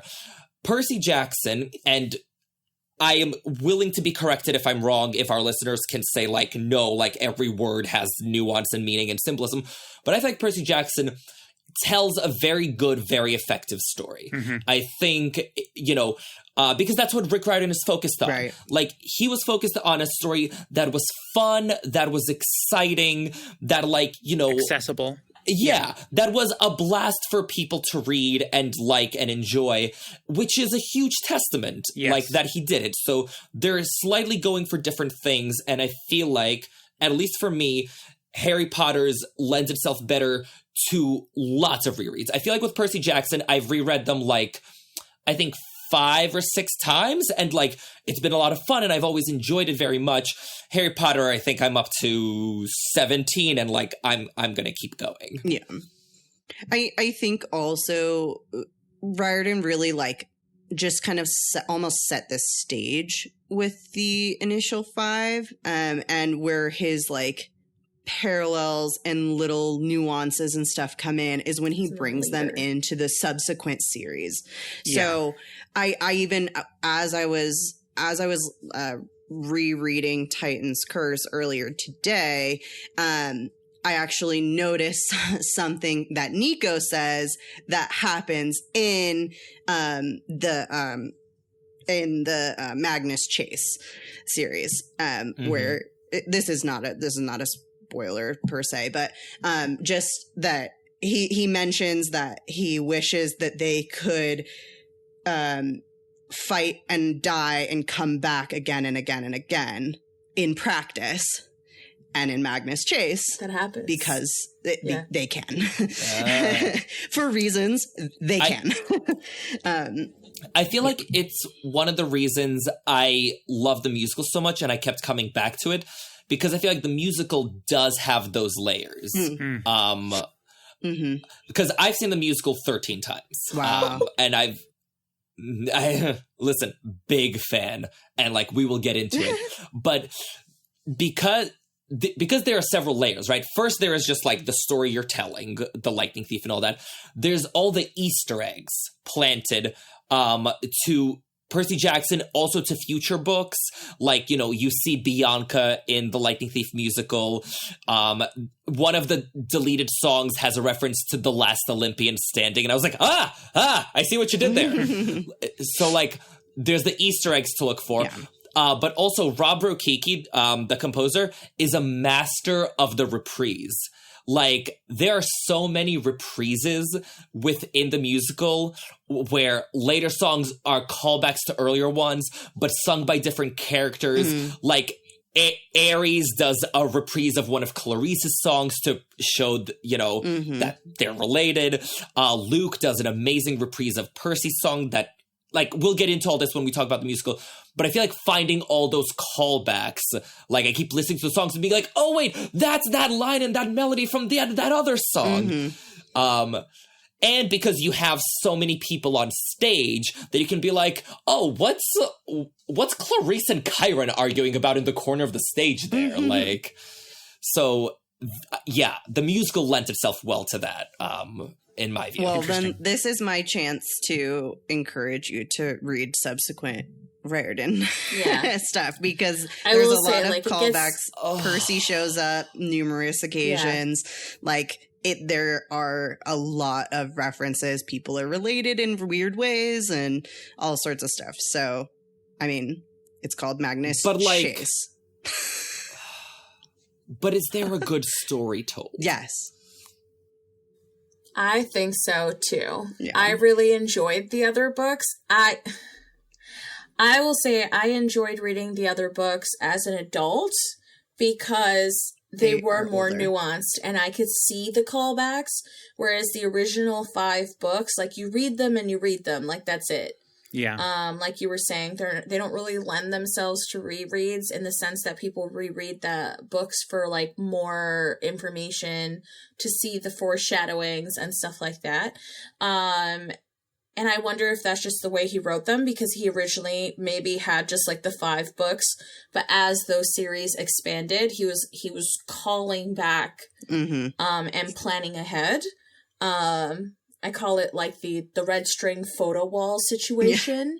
And so like, as you read the other books, you kind of see the callbacks. You kind of see where like, oh, hey, like they kind of alluded to this like a few books ago in this series. I mean, I read The Heroes of Olympus. I'm not going to lie. I read the first one and I was just like, I don't know what's going on, man. Who are these people? Why are we here? What is happening? And as the series went on, like, truly, like, you asked me my favorite characters from, like, the Percy Jackson series, these first 5, but, like, my ultimate favorite out of all the books has to be Leo Valdez from... Yes, from... He's great. Great character. Great so character. Much. And Leo's fun. Yeah, he's fun, but you haven't read all the books, so he gets more fun. Listen, I read all 5 Heroes of Olympus. I read Blood of Olympus, which is one of one of the most disappointing reading experiences I think I've had. Yeah. Yeah. Like, God, it was bad. Like, I'm sorry, it just... I guess, was like, really bad. I didn't go into the books thinking they were going to be amazing, right? Like, I tried to read them from start because I don't like to be disappointed like that. So, like, Twilight taught me a very valuable lesson in the fact that the books can get worse. And so it's just like, instead of bringing expectation as you read along, like, the original series is always going to be the best, but there is merit in the other stories separately. But the thing is, like, Rick Riordan can end a series. Like, Last Olympian is a spectacular finale. I mean, but didn't he just write another book for that series? 2, I believe. Did he end it? Yes. What I'm saying is, it? he was capable of ending a series spectacularly. The fact that the series did not, in fact, end after that is its own question. Like, it's kind of like Chuck, the TV show, don't even get where me. No. where they did No. an amazing, flawless series finale twice a year for like 3 years, and then completely f***ed up the actual finale. No, we don't. It doesn't exist. It does It not. doesn't exist. We don't talk about it. Dude, I mean- it was one of my pandemic binges, and I told my friend I was watching Chuck, and she didn't warn me to stop before the last season. That's and I was not a like, good friend. You are a bad Yes. friend. No, I watched it like as it was airing. Ugh. So imagine the anticipation. Oh my God. And then I'm so yes, sorry. Yes. I'm so Yes. sorry. Yeah. But like, so same thing for Blood of Olympus. Like, literally, I got together with my friends on release day. We cosplayed, like, we went to Books of Wonder in costume to pick up the books. Like, we were into it. And just, ugh. Which book is Blood of I also- Olympus? Blood of Olympus is the 5th Roman one. Mm-hmm. Oh, you didn't like that book? No. I guess I don't I really liked remember. it. I guess I don't really remember what happened in it. I need to reread that series. All right. Sorry. We We're- got departure. Yeah, we're very distracted and derailed. Back to the best book, Titan's Curse. Well, now we're on to Battle of the Labyrinth. Unless you had more. No. More Titan's Curse. More Titan's Curse. Eventually, we have to end the series, as we were just discussing. Yeah. No. We're going to talk about the best book. Carry on. So we were talking about the deaths, Yes. right? So I'm curious, which death in Titan's Curse did you connect more with Cedric's? Because technically Bianca's death is a lot more like Cedric's, in which case, like, it's an innocent dying. Yeah. Even though it's not the, like, big end of book dramatic one. Okay. I agree that I think because it's more of like an innocent dying, it connects more with Bianca's. However, I, as we know, just reread Bianca's death. And honestly, on another reread, I was really disappointed in it. It's just like, and then they searched for her and she was gone. And we knew that she was gone. And I'm like, what? Like, for whatever reason, I just remember it being more dramatic and more, like, impactful. And, like, it just doesn't... on another reread, I wasn't as impacted by it. Maybe because I forgot we don't really get that much time with her. And we don't, like... She's kind of just, like... I don't really want to be a big sister taking care of my brother anymore. I'm going to go and do my own thing. And you're like, okay, cool, go girl. And then she does the thing and then she's gone. You're like, first of all, how do you know how to fire a bow and arrow so well? You joined the Hunters 24 hours ago. Second of all, like it just seemed like really, really rushed. And then it was just like, and she went in there and then she never came out. You're like, but where did she go?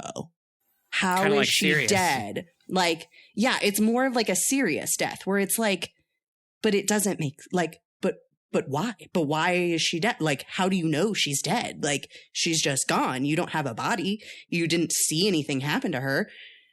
what happened? Whereas, well, I think in her case, impact, it's the ramifications of her death that are more important than the death itself. She's a classic tool of literature for, unfortunately, usually a woman, to die to motivate a male character. Which is a trope. In this case, it was a brother. At least in this case, it's not because, I loved her so much. I mean, he does, but, brother, sister. You're right. So, right. I think, though, in the overarching story and impact on the other characters, Cedric's death mimics Zoe's death mimics Cedric's more, because it's more of a traumatic incident because it's witnessed, I suppose. So that's kind of my assessment there. Yeah. I see. I guess for me, like, pre-puffs and all that, Cedric's death didn't impact me as much because it was like the limited time. It was someone we didn't know well. Fair enough. Like, he was a rival to Harry. We saw him a bunch, and he was an innocent who didn't deserve to die. But we didn't have a deep personal connection with him. True. Whereas Zoe's relationship with Percy is so just exquisitely built up in Titan's Curse. So then when she dies, like, I felt that was a lot more like Sirius's death, just in terms of, like, the emotional gut punch. And then when Artemis makes the constellation and I did my feelings. Oh my gosh, yeah. I mean, if we're talking about post, that's different. But, like, just the actual, like, death sequency, compacted. Also, like, but oh gosh, the emotional impact of Zoe's death is very much, to me, like Sirius's in a way, where it was just like you're invested in the character, and it was kind of like a gut punch because you were like, didn't think that was gonna happen. Yeah, and it happens in a brutal way. In a brutal way. Yeah. Whereas I agree with Irvin. Like, Cedric, I liked him. He was like, the hot Hufflepuff. Like, I was like, oh, cool. But, like, outside of that, like, we didn't really connect with him. Like, Harry never got a chance to view him as a mentor or whatever. Like, if he had lived, maybe that's what it could have moved into. But, like, at best, he was, like, a rival to Harry for, like, Cho's affection. Right. And so, like, to me as a reader, like, he died. I did not cry when Cedric died. I was just like, that's what you get for being a goody-goody Hufflepuff. And so... Wow! Slytherin. Don't forget, y'all. She's a Slytherin. I was like, people think I'm a very nice person, but I have the thoughts. Not anymore, they don't. But that's why it's just like, it's like Bianca... You were slightly invested in her in that she was a possibility in the prophecy. Like, you kind of, But you don't even know that. I mean, that's true. You don't even know that yet. And she dies before you learn that. So you literally, like, learn that she spent 70 years in the Lotus Casino and then she's gone. Like, you're like, oh, wow, you, like, really missed out on a lot of time. And then you're like, that's really sad. Yeah, but that's how I feel about Cedric's. Like, wow, how sad. But like... So the way I look at it is like the placing in the prophecy, right? So like the big emotional gut punch in the Percy Jackson prophecies comes at the end. You shall be betrayed by one who calls you friend. The Titan's curse must one withstand, and one shall perish by a parent's hand. A single choice shall end his days. Like, that all comes at the end. Like whatever the Battle of the Labyrinth one was, lose a love to worse than death. Bianca's death, that's like line 2. They're like, 5 shall go west to the goddess in chains, 1 shall be lost in the land without rain, moving on. Right. Yeah, true. But also, like, if you really, I read some of the recaps and I just was reminded why she died. Like, they were told not to touch anything. Oh yeah, it's her own fault. It's her own fault. But poor Bianca. I mean, yeah, she's trying to do something nice for Nico, but like, they literally said, don't touch anything. Put that down. Put it away. Don't bring it out of here. And then she went and picked up something else and brought it. Like, come on, girl. Yeah. for those of you who forgot, for being a goody two shoes is all I'm saying. Yeah. I forgot I was not on a visual medium for a minute, and I did that meme that's like the white fuzzy creature sitting on a stool, and he looks up and he's like, the heck in one direction, and then he's like, the heck in the other direction. I did that. That white fuzzy creature. Yes. Yeah. I was like, what are you talking about? But then you did the gesture, and I'm like, I know exactly what you're talking about. No one knows what the creature is. Like, what is that creature? I don't know, but it's great, and that's probably my favorite memes. I love it. Wow. So we are not a panel that is sympathetic to Bianca. No. She's just she's a tool, like not in the bad way, but like she's literally like a literary. She's a plot point. She's a literary tool to continue to move the plot forward. Well, I feel like Nico needed the angst, right? Like for you to be like, what is going to happen with him? Like he's so angry, right? Which I think. On a side note of that, I both understand and do not agree with his reactions. I understand because that is a horrible thing to have happen. You need someone to blame. You weren't there. You don't know. Blah, blah, blah. He's also really young, right? That was my other point. 12. He's really, 9 or 10. He's really young.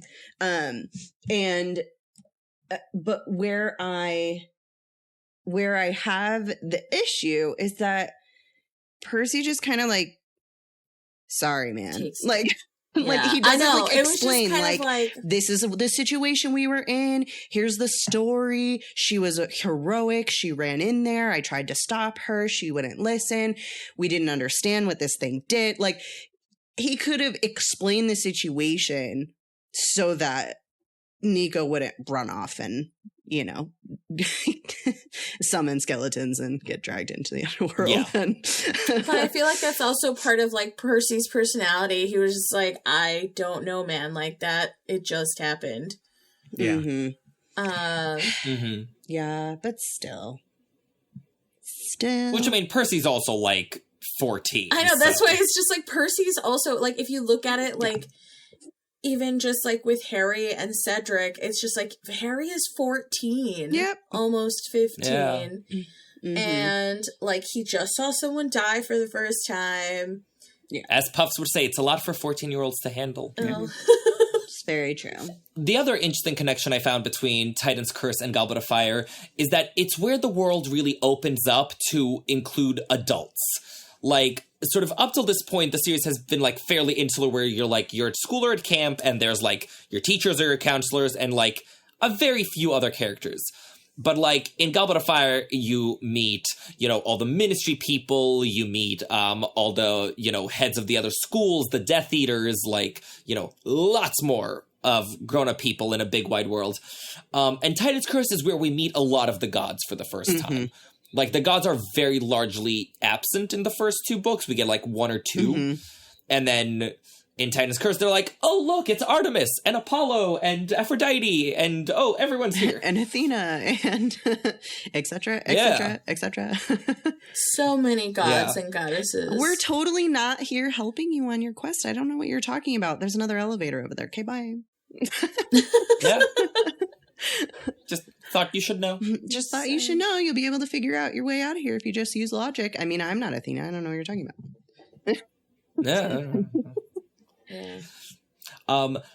And then as for the Titan's Curse Prisoner of Azkaban parallels, this one is actually, other than the death, this sticks out more to me because it's a break from the formula, right?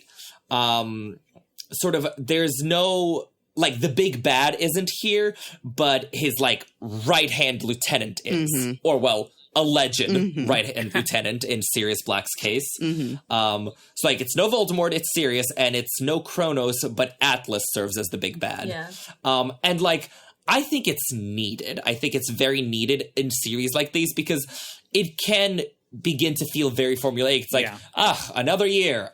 Another plot by Voldemort where we're going to defeat him at the end of the year. Right. So swapping it out for Atlas was a very refreshing change. Yeah. And also, Titan's Curse broke from the formula. It's the only one that doesn't take place during the summer. Yep. It's the only one with a quest of 5, which, does not end well. Mm-hmm.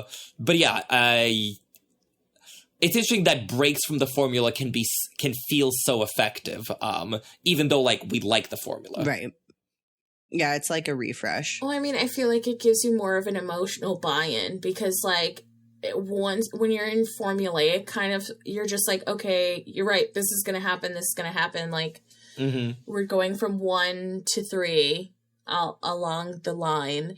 But, mm-hmm. When you break the formula, emotionally, you're like, wait, that's not what we're supposed to do. Why are we doing this? Why are we doing this? Mm-hmm. And I feel like emotionally you're kind of pulled out of your comfort zone while you're reading it and while you're experiencing it. And so you're just like, I have to understand more, what is actually happening.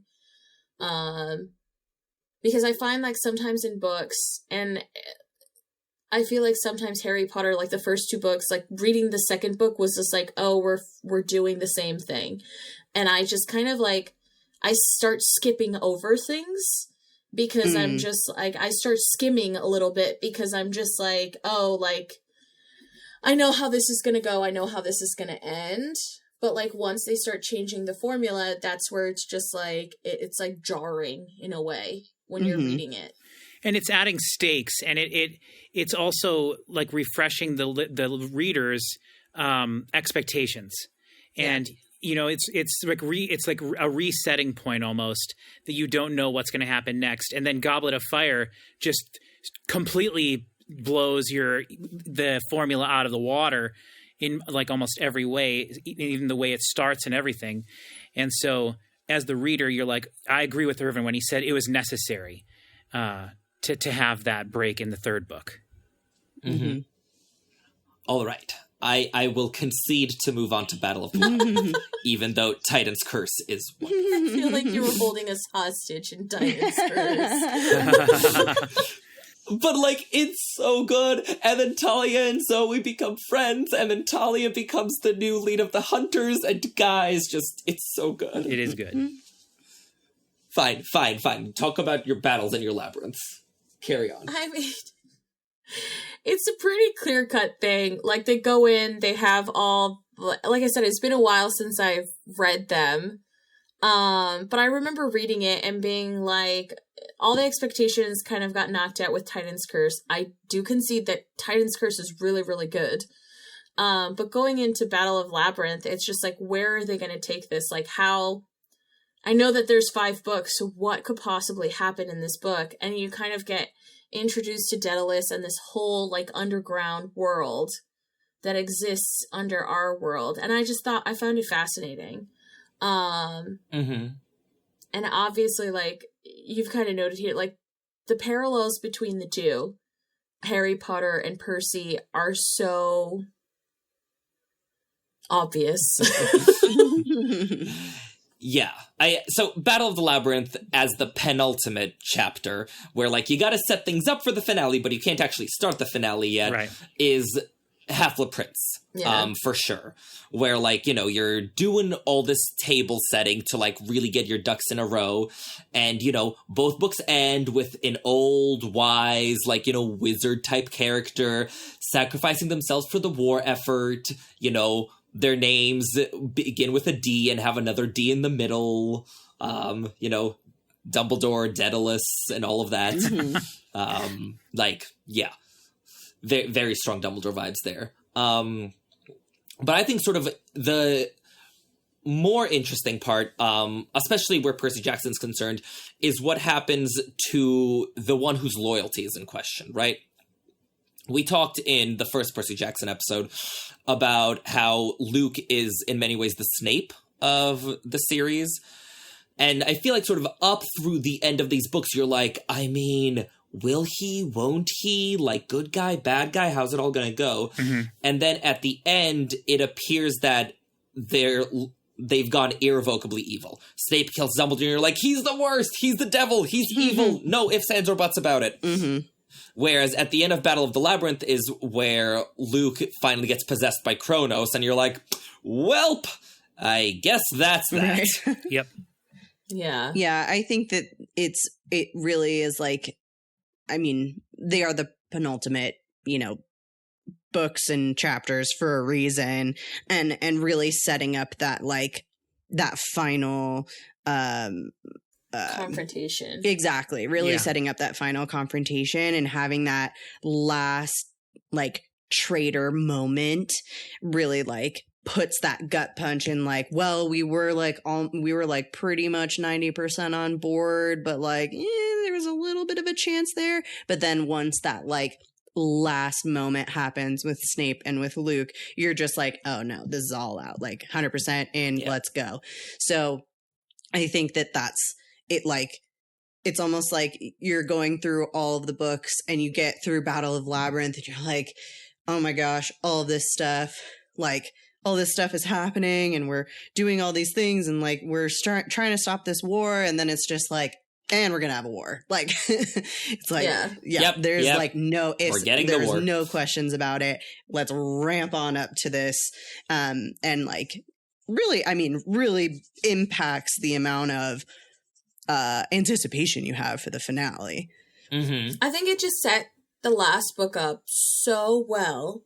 Yes. And I don't know. I like Deathly Hallows is my second favorite book in the series. Yeah, it's not a popular opinion. But I feel like it's the first time the characters were finally acting their age and kind of showing their immaturity, and the fact that you guys are walking these kids into a war, right? That they have no business fighting, and Dumbledore died at the end, and I was not sad. I know, Irvin. You're a monster. I'm not a But did you think monster. that he was just actually dead, though? have a completely different opinion on that man. So I just it's set up for the next book, but I honestly think that the setups were completely different in a way, whereas Labyrinth started to prepare our heroes for what is to come. Mm-hmm. Here are the puzzles, here are the things. Deathly Hallows showed them what they did not understand or know. Mm-hmm. It kind of showed the flaws in how the adults treat them. It showed their own flaws.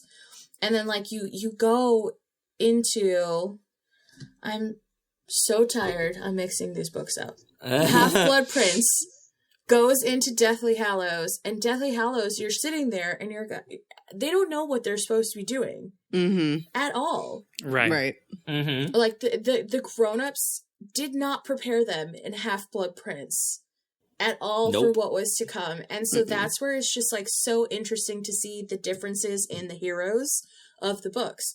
Because in Percy Jackson, I felt like they were walked through the process. Right. Well, it's because they didn't lose their mentors, right? You get to Last Olympian, Chiron is still there, sort of Percy is as mentored as he's ever been. Party ponies. Exactly. Oh, those party ponies. Those are my favorite. Party ponies. I was reading it and I was so much. What? Mm-hmm. How wild. Their main mentors, you are correct, are not dead, but they kind of lose faith. They take a step back. Yeah, and so they take a step back, and it's really Percy and Annabeth and our heroes, all of them pushing the story forward. Right. Yeah, it's not adult driven, and they're not really impacting things. And even when you just think about the main battle, the differences in the two, in Deathly Hallows, you have the Battle of Hogwarts and the there's not really Harry gets kind of a moment to be hey, I need to go find the diadem while you guys all do other stuff, ? And whereas in Percy Jackson, Chiron's no, Percy, you're in charge. let's I'm not giving orders. Like, this is you. Like, and so it's, you're 16 now. You got this. So it's like, got this, man. Yeah, it's like it's basically like the opposite. And so it's not like, hey, I need your help to do the things so that I can do this one, like, side quest that's still vital, but still a side quest. And whereas with Percy, he is the he's the commander. Like, he is in charge. The adults have taken their step back and have allowed the kids to run the show, instead of in Harry Potter, where it's more of like a joint effort. Like, they're all fighting alongside each other, which is the same in Percy Jackson, but it's just like that hierarchy of leadership shifts. Mm-hmm. And like, I love both battles because, like, you bring back all of the characters. Yep. Mm-hmm. Like, I feel like they're two of the best examples I've seen of just like big fantasy battles, like everyone in the pool, like, let's go. Mm-hmm. Like, bring back all the characters. Like, when Talia comes back in Last Olympian, I'm here for it. Yeah. I can just like imagine you reading the book with like a fan that had a T on it, like, I got you, girl. Yeah, pretty much. Like, when she shows up on the page, I was like, yeah, you go. That's my girl. She's gonna some Titans up. I like reading the Last Olympian battle. I thought it was cooler. It was more dynamic. And I think, I don't know, Deathly Hallows is not my favorite book. It didn't really, the ending, the battle, the overall finale to the story was just kind of like lackluster to me. Especially where it was just like Voldemort's like, just give me Harry Potter at the end, and it's just kind of like, but both books are trying to do different things. So it's not necessarily, Harry Potter is not about the battle, right? It's more about the internal struggles that the characters we've been following with are having to deal with, but most specifically, obviously, Harry. Mm-hmm. Whereas Percy Jackson, it's like straight up a battle, like with tactical, like, verbiage and all and stuff. So like, they're trying to achieve two completely different things, I feel. And this is where I wish I haven't been talking as much as we can go over the books, because it's been so long since I read the books that I'm like, there are so few things that I actually like vividly remember from the Percy Jackson books, but the feeling of New York City, I specifically remember that, and the way the battle like worked itself out and everything, and the way they prepared for it and everything, I just thought felt very epic to me at the time. This was probably before I had read things like Game of Thrones, or I was probably in the middle of reading the Aragon series at the time, which I can't remember how those books were coming out compared to this. But a series like the Inheritance Cycle has all these crazy huge battles in it, and like I said, year-wise, I'm not sure when those books were coming out in comparison to this. Hold on. I got it. The third one, Brissinger, came out in 2008, which the same year the three Percy Jacksons were out. Yeah. Mm-hmm. Yeah. And then the fourth one came out when the Percy Jackson was fully finished. Okay. So by the third Aragon book, you've already experienced these crazy battles and things. And I remember thinking to myself, like, I can't believe like the Percy Jackson series went to this, to this extent of a battle, and this much, like, it really is like tactical. It feels tactical. And, that's so different of an approach than JKR took with the end, which is chaos. It's more like Saving Private Ryan. It's putting you in the battle from one person's perspective, and it's much more visceral almost. And that's why I feel like I like the approach of both things, but for me, emotionally, Harry Potter had a lot more of a connection there, or much more of an emotional impact, I guess. And for me, like and I've said this on many podcasts, the moment I finished Deathly Hallows, I just felt this sense of like relief, and not relief to be done, but just like, I just felt like that's it. That's the end of the story. I was completely satisfied. It took me many, many years to go back and reread the series again after that. And with Percy Jackson, the moment I finished it, I was like, I want to go back and read these books again because it was such a fun ride. And it took me a while to do that because at that point I was just like reading other books. And then I didn't actually get to the second set of 5 until they were all out. So I spent many years in between reading the first set of 5 and then the second set of 5. But I reread the Percy Jackson books, I think at least once or twice before. So I don't know. I just feel like the endings are trying to do different things, and I feel like they both did what they set out to do really well. Yeah. Mm-hmm. I definitely think both did an amazing job of just like tying together all the loose ends. Mm-hmm. Like the ends we didn't even know were loose. Right. Like, you know, Deathly Hallows, the way she brought together, like, you know, Harry being a Horcrux, they're like, that explains the connection, and that explains, you know, Parcel Dumbledore's mouth. Gleam of Triumph, you know, the resurrection of Voldemort, like, all of it came together. And, like, same exact thing with Last Olympian. Like, you know, the way Luke and his mom, and Rachel Elizabeth Dare, and, you know, the prophecies and Hades, like, you know, just the way it all came together in the end was just so elegant. Like, you know, yes, it's a giant battle scene, but also, like, there's so much story we got. Yes. Like, oh, it was excellent. Mm-hmm. Also, like, I love Hestia. Like, I love just the Last Olympian, like, you know, herself. Mm-hmm. Like, Hestia is very strong Hufflepuff vibes. Yes. And I'm here for Yes, it. for sure. Yeah. Also, Luke's sacrifice. Our boy. Yeah. Yeah. That was Top that tier. really Heart got out. me in my feels. Mm-hmm. It really did. Wait, I'm sorry. A death affected you? Oh yes. One that I wasn't happy about.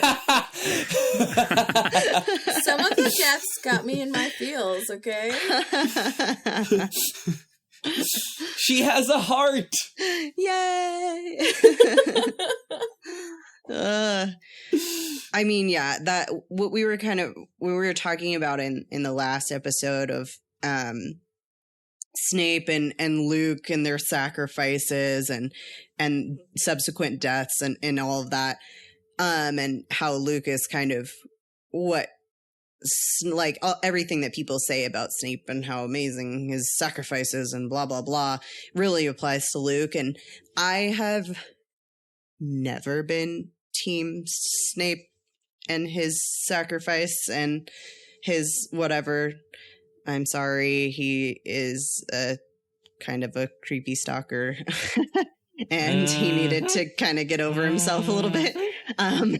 Listen, I do not argue that his love of a dead woman for so long was not weird. Yeah, and the fact that like that's his motivation, not just like being a decent human being, but like let me look into your eyes one last time type of like heebie-jeebies, man.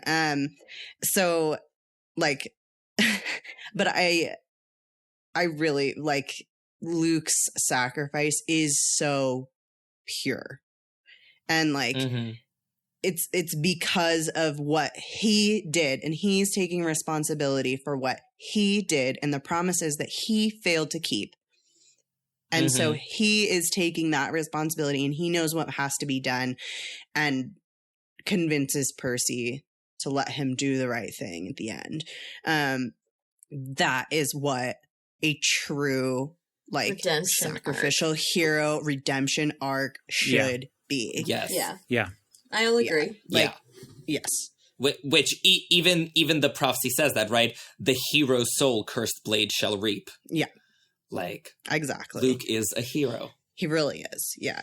And I feel like in so many things, there's like, oh yeah, we're going to give them a redemption arc. And I'm like, they do not deserve it. I'm sorry. I'm like, are you really going to try to make me feel bad for this person after what they did? Like, Jaime Lannister. This is going to be a really wild call, but I'm watching One Tree Hill. And I won't spoil, but there is a character who just is awful and does awful things, specifically really, really terrible one thing. And then the subsequent seasons are like, oh, but look at this good thing that they did. Oh, but look at this good thing that they did. Oh, but look, everybody's still mad at them for that one thing that he did like years ago. And now it shouldn't matter because look at all the good things that have happened since then. And I'm like, no, do not attempt to make me feel for this person. I will not stand for it. I will not. And you will not sit for it either. And I will not sit for it. And I will not approve at all. I don't know. I feel kind of wishy-washy about redemption arcs like that. It depends on, like, the character. Do I think Snape deserved a redemption arc? Maybe not. There are a lot of problematic things with his character. Do I think Draco Malfoy deserved a better redemption arc? Yes. Hell yeah. So that's... No. We will have words one day. Come at me, bro. But that's where it's just like, it depends on like who do you like. A lot of people think that Snape deserves a redemption arc because they don't really look deeper into the mechanics of his life, right? Like him becoming a Death Eater, doing all the things, he was totally bought in, and then because it affected his life, he changed. Yeah. And so, and again, but he knew better, right? Like some people didn't know better. He knew better. And then allowed himself to be horrible to children. Now, granted, potions is a difficult class and children are terrible. So like, I can understand why he's miserable trying to teach these idiots not to kill themselves in class. But at the same time, it's just like, why didn't he do anything else? Like, where was Dumbledore's influence there? Like, was Dumbledore the one forcing him to stay at Hogwarts? Or did he just really have no other options? And if so, like, if he was this horrible, why was it allowed to continue? So it's just like, is his redemption arc his own? No.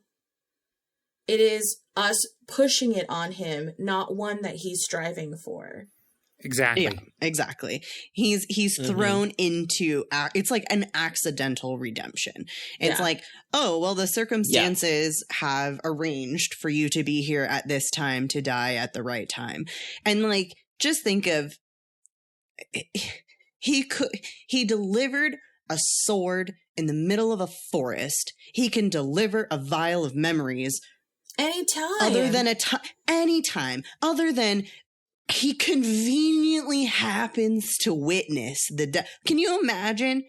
What if Harry wasn't there? Would Snape have just cried his memories away? Like, right? Like, he's just, and it's gone, and then you don't get the whole. But that's good. You don't get all the explanation. If he is delivering swords in the forest, he can deliver them wrapped in a nice bow, not at the bottom of a frozen lake. Well, I think he knows Harry's not the brightest bulb in the shed. He doesn't need to give it to the children, but he could have just like put it outside their camp.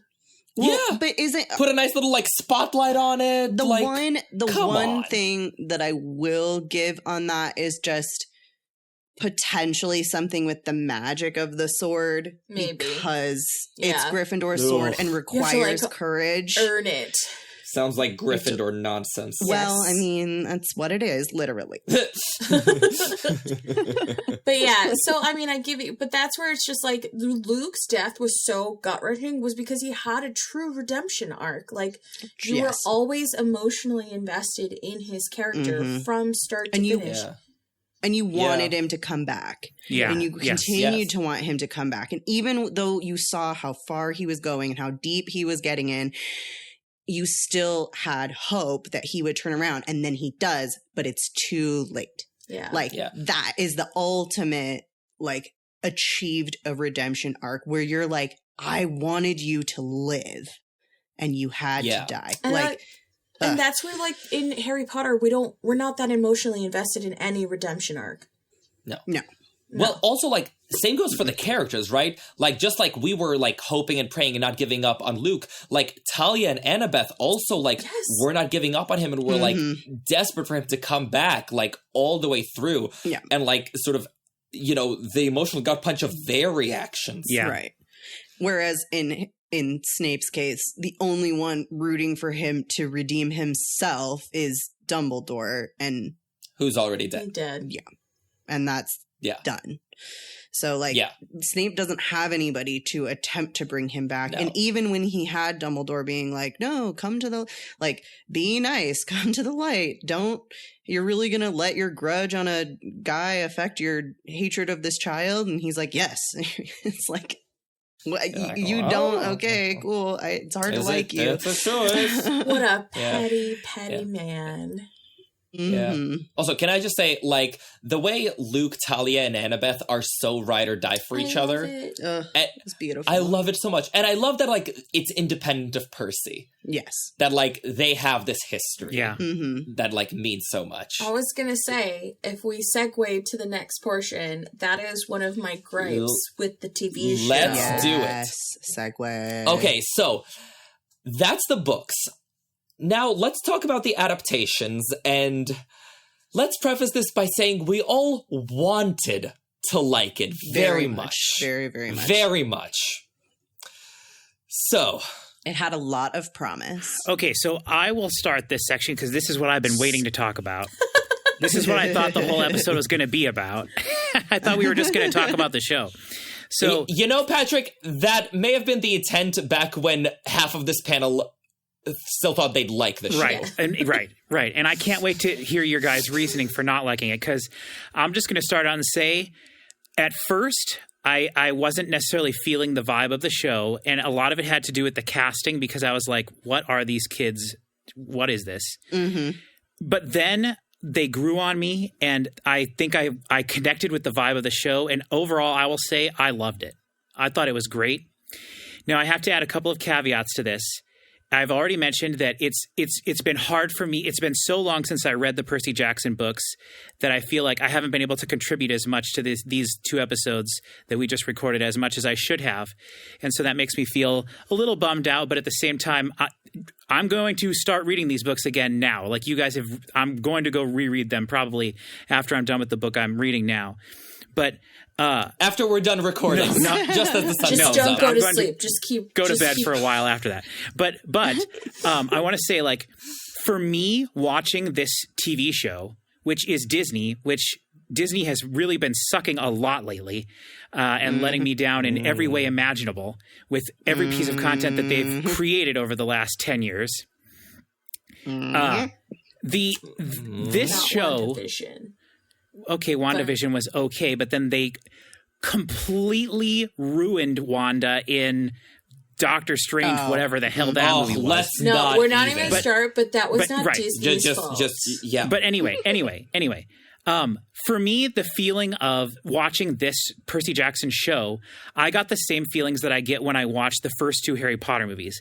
It was so nostalgic for me to watch this and to remember the things that happened throughout the course of the book as I was watching the show. So when I first saw Percy, for example, I was like, this is not in my head what I envisioned. Oh, that's the other thing I have to say. I was totally blind on this show. I have not looked up anything. I did not see a trailer for this. I didn't even know it was happening really until it was already going. Like I didn't even know it was a thing. And so for me, my expectations were like basically zero going into this. And to me, one of the coolest parts of the show was finding out who was cast in all these roles. So every person I saw, every character when they would come up was like a shock to me. And I think for the most part, everyone was cast brilliantly. And I think All of the Gods was like this really special little moment when you get to see the god and the actor that they were. And the people that they chose that I recognized were really awesome to be like, oh, I know that actor from that or from this or from whatever. And with me especially, the reveal that Ares was Adam Copeland, otherwise known as Edge from the WWE, who's someone that I have known for years and years, and I had no clue that he was in the show at all. That was like shocking to me and a really special moment for me personally, being a big WWE fan for the last 37 years. But then also the actors that I didn't know, but that I thought did such a good job, like the actress who played Medusa, I thought was awesome. I thought that Wait, you don't know Jessica Parker Kennedy? She played I don't know who that Nora is. in The Flash. Yeah, she was on The Flash. I've never seen The Flash. But What? But I don't care about was DC. in The Flash. But Grant Gustin is in The Flash. none of those names mean anything to me. I know who Tom Felton is, obviously, but anyway, in terms of Percy Jackson, though, I thought like the older female characters that play the Furies, and also the lady that played Echidna, I thought they were like so menacing and really like the vibe of the actresses that played those parts. I thought they did a really great job. But at first, Percy I was like, oh, I don't know if I agree with this. This does not necessarily fit my idea in my head of what I thought Percy would be. But the actor really sold me he's not. As the show went on. I thought it was perfect. I thought, well, see, in my head, I guess I just was thinking of like Josh Hutcherson or whatever from the movies. And because I've definitely seen the movie more recently than I've read the books. But It's okay. But what? It wasn't Josh Hutcherson that played Percy Jackson? Josh Hutcherson is Hunger Games. Oh, right. He played PETA.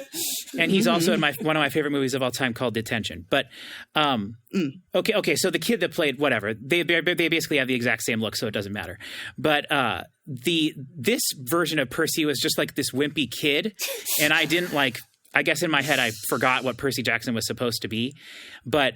Like for me, the moment that sold it was when he pulls Annabeth down the stairs in episode whatever, 6 or whatever, when they're in the arch. I was like, I'm all in on this. I like this guy. I think that they're doing a good job with what they're slowly building with, and I feel like the actor felt like he aged a lot throughout the course of the show. Like he starts very, I mean, that's the whole point of it. He starts very innocent. He doesn't know anything that's going on. That's obviously just like part of the story. But I feel like as the show went on, he did a very good job of displaying the idea that he was everything was just coming naturally to him, and he was really sinking into the role of becoming a hero. And I don't necessarily mean the acting role, but like the role of becoming a hero. And I think that was portrayed very well in the show. I think the CG in the show was phenomenal across the whole thing. I did something really stupid, and the TV. No, you can please feel free to disagree with me. No. Please feel free to disagree. I'm sorry, the CG was off screen.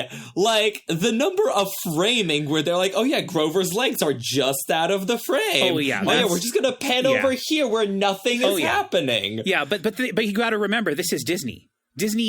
Disney will take any shortcut imaginable to not show you Disney things that are has more money than Croesus. Like, come on. And how do you think they retained I definitely all that agree money? with you there. But at the same time, not seeing goat legs on Grover is not going to upset me at all. So, but I think all the monsters were really creatively done. I think they fit with the vibe of what the book was going for in terms of what I remember, at least. Again, this is for me, this was a special thing because of the nostalgia of it, which I know is not something that everyone else would feel. I think that there was a lot of like every moment of CG was in like the blackest of black settings. They had everything was so dark, and I was getting like, the Longest Night vibes from Game of Thrones. Like there were literally scenes where we were watching the show and I could not tell what was happening at all. Anytime Percy was in the water. That was such a problem with me. Yeah. Anytime Percy was in the water, I couldn't see anything. It's the Harry Potter school of filmmaking, right? Where like the story's dark, so it's going to be dark. Right. It'll be so dark you can't see it. Which to me was shocking because that is the literal exact opposite approach to what Disney does with their anything live action, which they insist on using theater lighting for movies, which is absolutely ridiculous. See Beauty and the Beast, which just looks awful in my opinion. And So that was shocking to me at all in the first place, that it looked like and had such a different tone than what Disney has been producing over the last. Now, I should say I have not seen any of the Star Wars Disney content. So I'm not familiar with how those shows are made. So I don't know if Percy Jackson is maybe a little bit more comparable to like visually what the Star Wars stuff has been.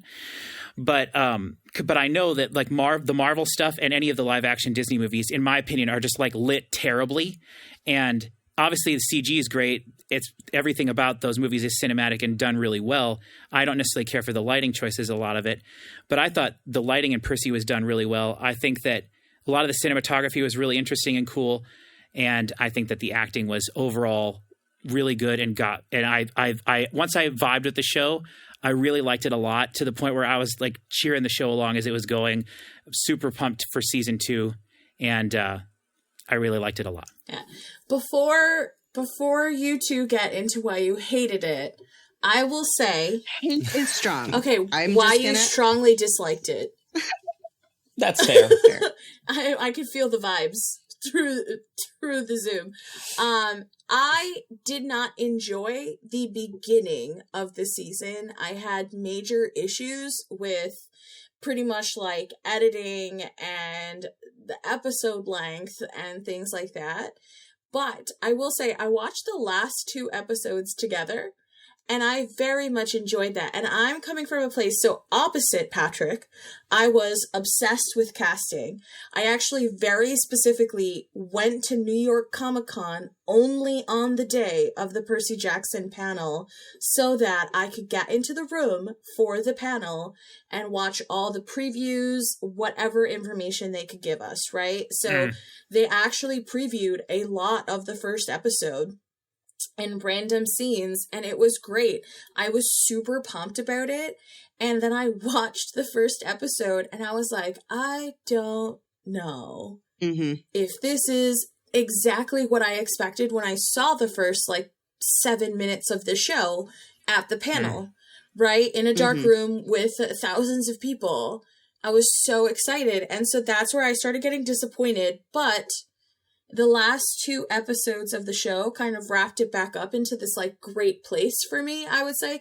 I mean, there were things to be disappointed about, but at the same time,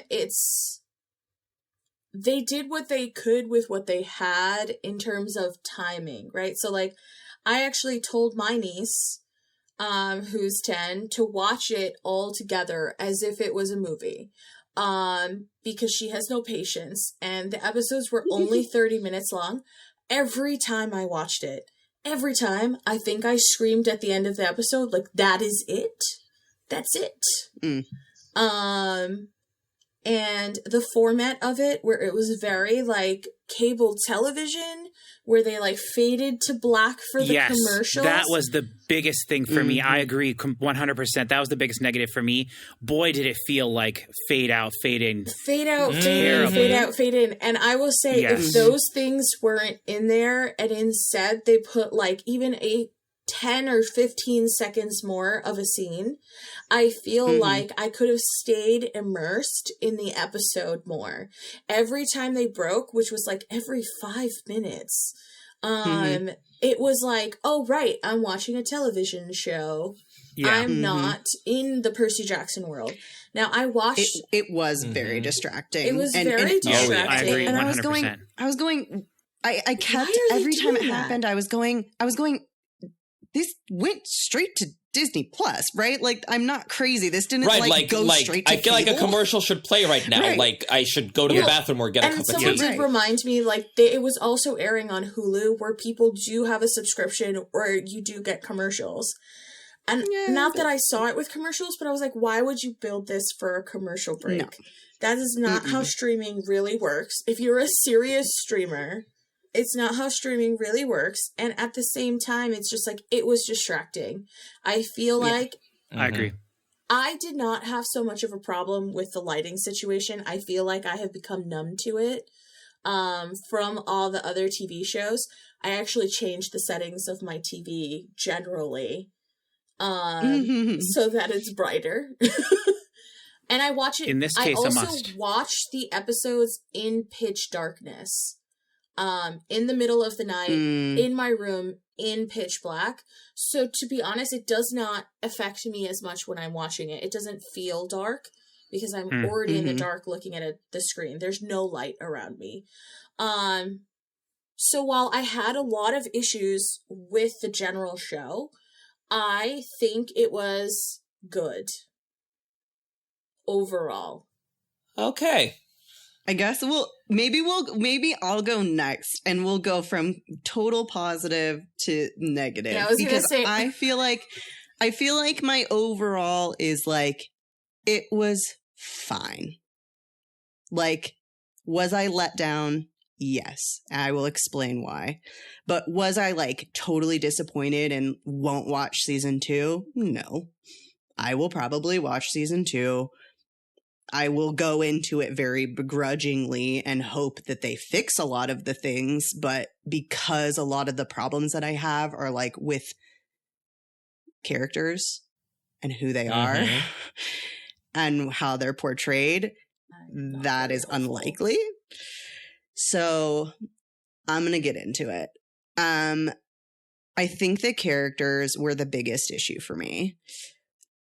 I'm going to start off on a real low note here. Gabe is not abusive. Yeah. Remember, in the book, at the end of Lightning Thief, Percy realizes that Gabe has hit Sally at some point. He says he doesn't know when it was or what the circumstances were, but he knows that it has happened. And that makes Sally's choice at the end of Lightning Thief, well, Percy's choice to give Sally the choice. Oh, yeah. To kill Gabe, basically. Essentially. To turn him to stone.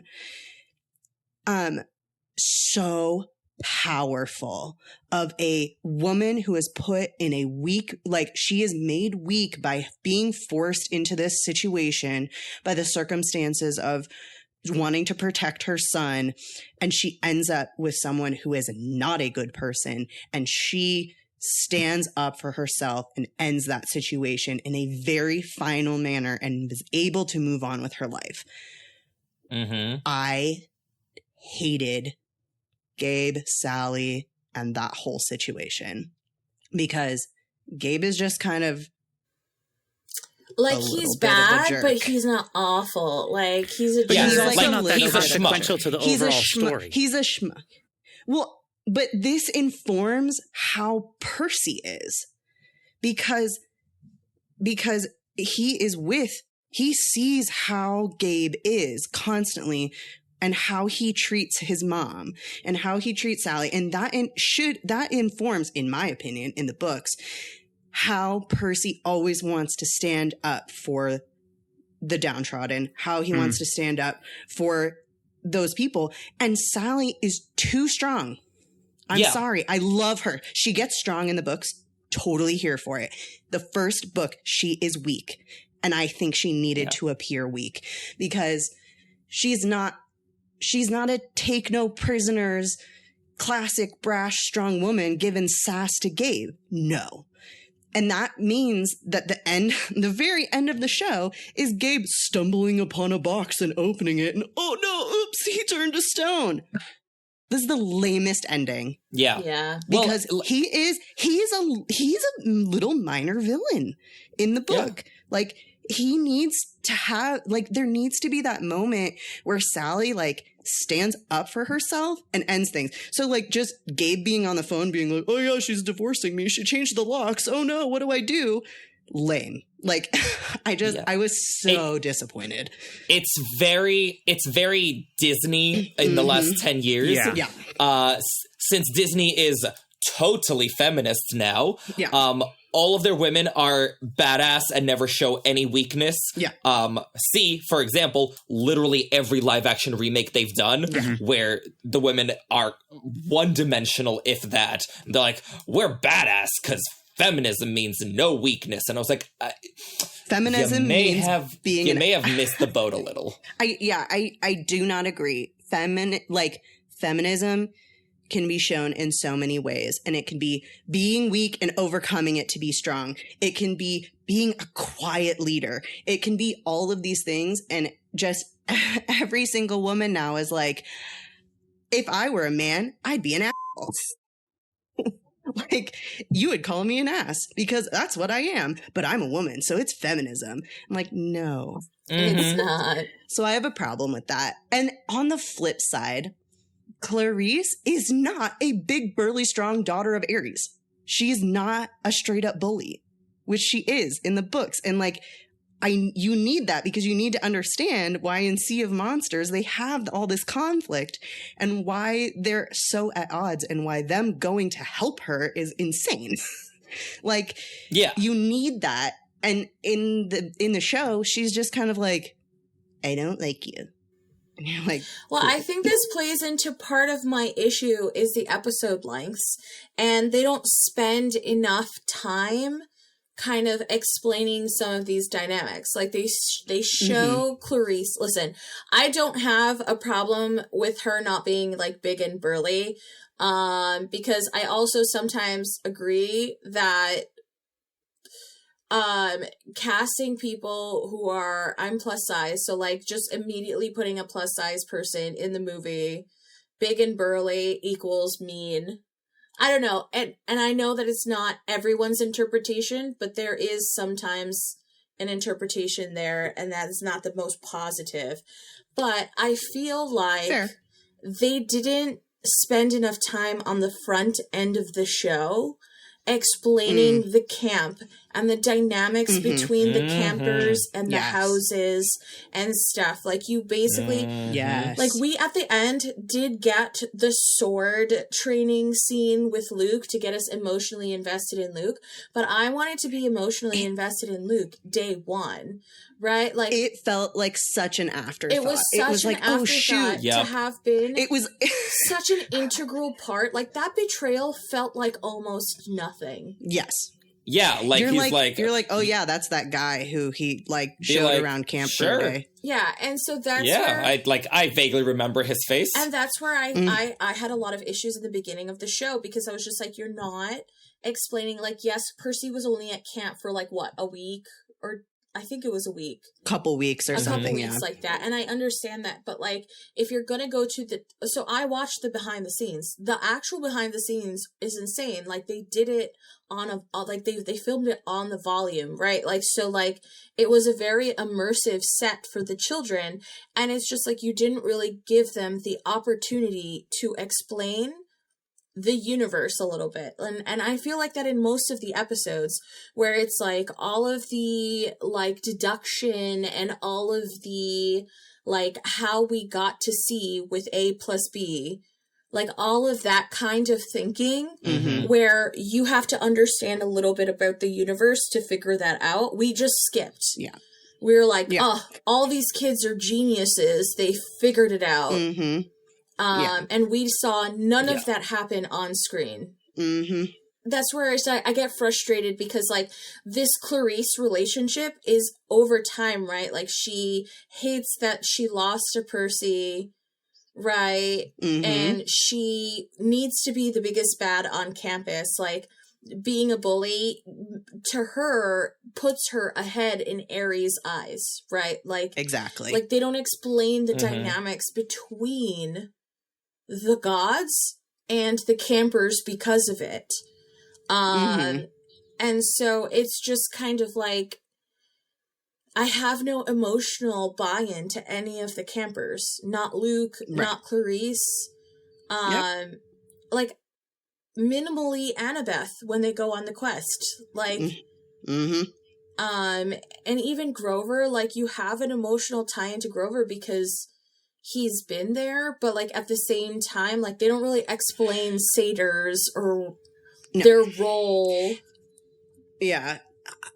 I think, I mean, yeah, it's really like they didn't do the full tour of these are what the cabins are, and this is what each of them like means, and like we do these things to train in this way, and this is what this is, and we all come together for a meal, which they do so frequently.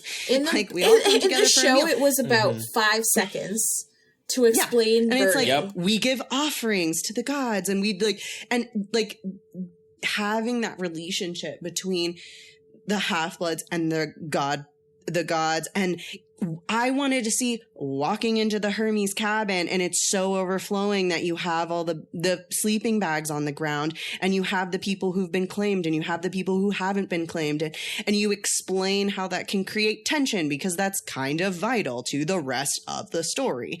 And I, kind of like back to Clarice and Annabeth, like, I don't need, I didn't need Clarice to be big. I'm thinking like, she's like a boxer. Like she's got muscle and stuff. She just kind of looked like a regular teenage girl.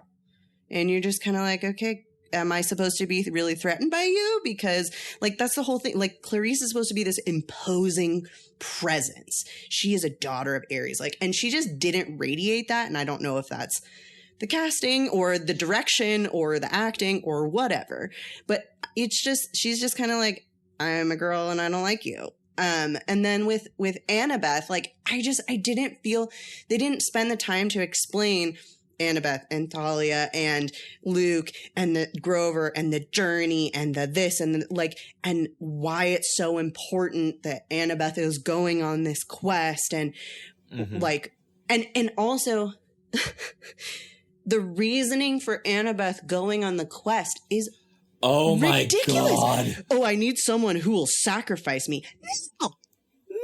No, absolute nonsense. That was absolutely kind of contrived. Really much. It was literally for the one scene that they completely made up out of thin air. Yep. Like, why? That's my one gripe always about adaptations from book to movie. I understand you can't keep everything in there. I understand you need to change things to make it make sense in a visual medium. Why add things that don't exist? Why? It frustrates me so much. So it's like, and then you get Annabeth. She's not as book smart. She's not telling Percy how dumb he is for not realizing things. She's not spouting off her facts. She's not like doing all these things that like are core Annabeth. No, well, why do all the things that are core Annabeth when you can make Annabeth the best demigod ever that monsters fear? Like, that was a choice when I was like, so of all the people on this quest, you know who isn't the big bad legendary chosen one? Annabeth. Right. Yeah. And my main problem with Grover, which I like Grover, he's a coward. That is supposed to be his entire character arc, is that he is a coward who becomes more courageous. And he in Lightning Thief, he is not the type of satyr who can sit there and just chat it up with Ares, trick him into giving information, walk away smugly. Also, he doesn't eat a single can or an apple, and I take great umbrage with that. Also, there is no Hilary Duff playing, which right. How dare. There is no Hilary Duff playing. There is no playing little tunes on his his flute. His flute. There's no, like, none of that. And I'm like, you just took away everything that Grover is and, like, sped him up to the end of his Pan quest. Like, no, Grover is not confident. That's the whole point, is he needs to gain that confidence. Like the whole point, like Percy was his last chance to like succeed as a protector. Exactly. To prove. Yeah. And he's like so traumatized by his failure with Talia, and he's so insecure about all of that. Yeah. And so that really bothered me. And you know, Percy, I will agree, Patrick. He did grow on me.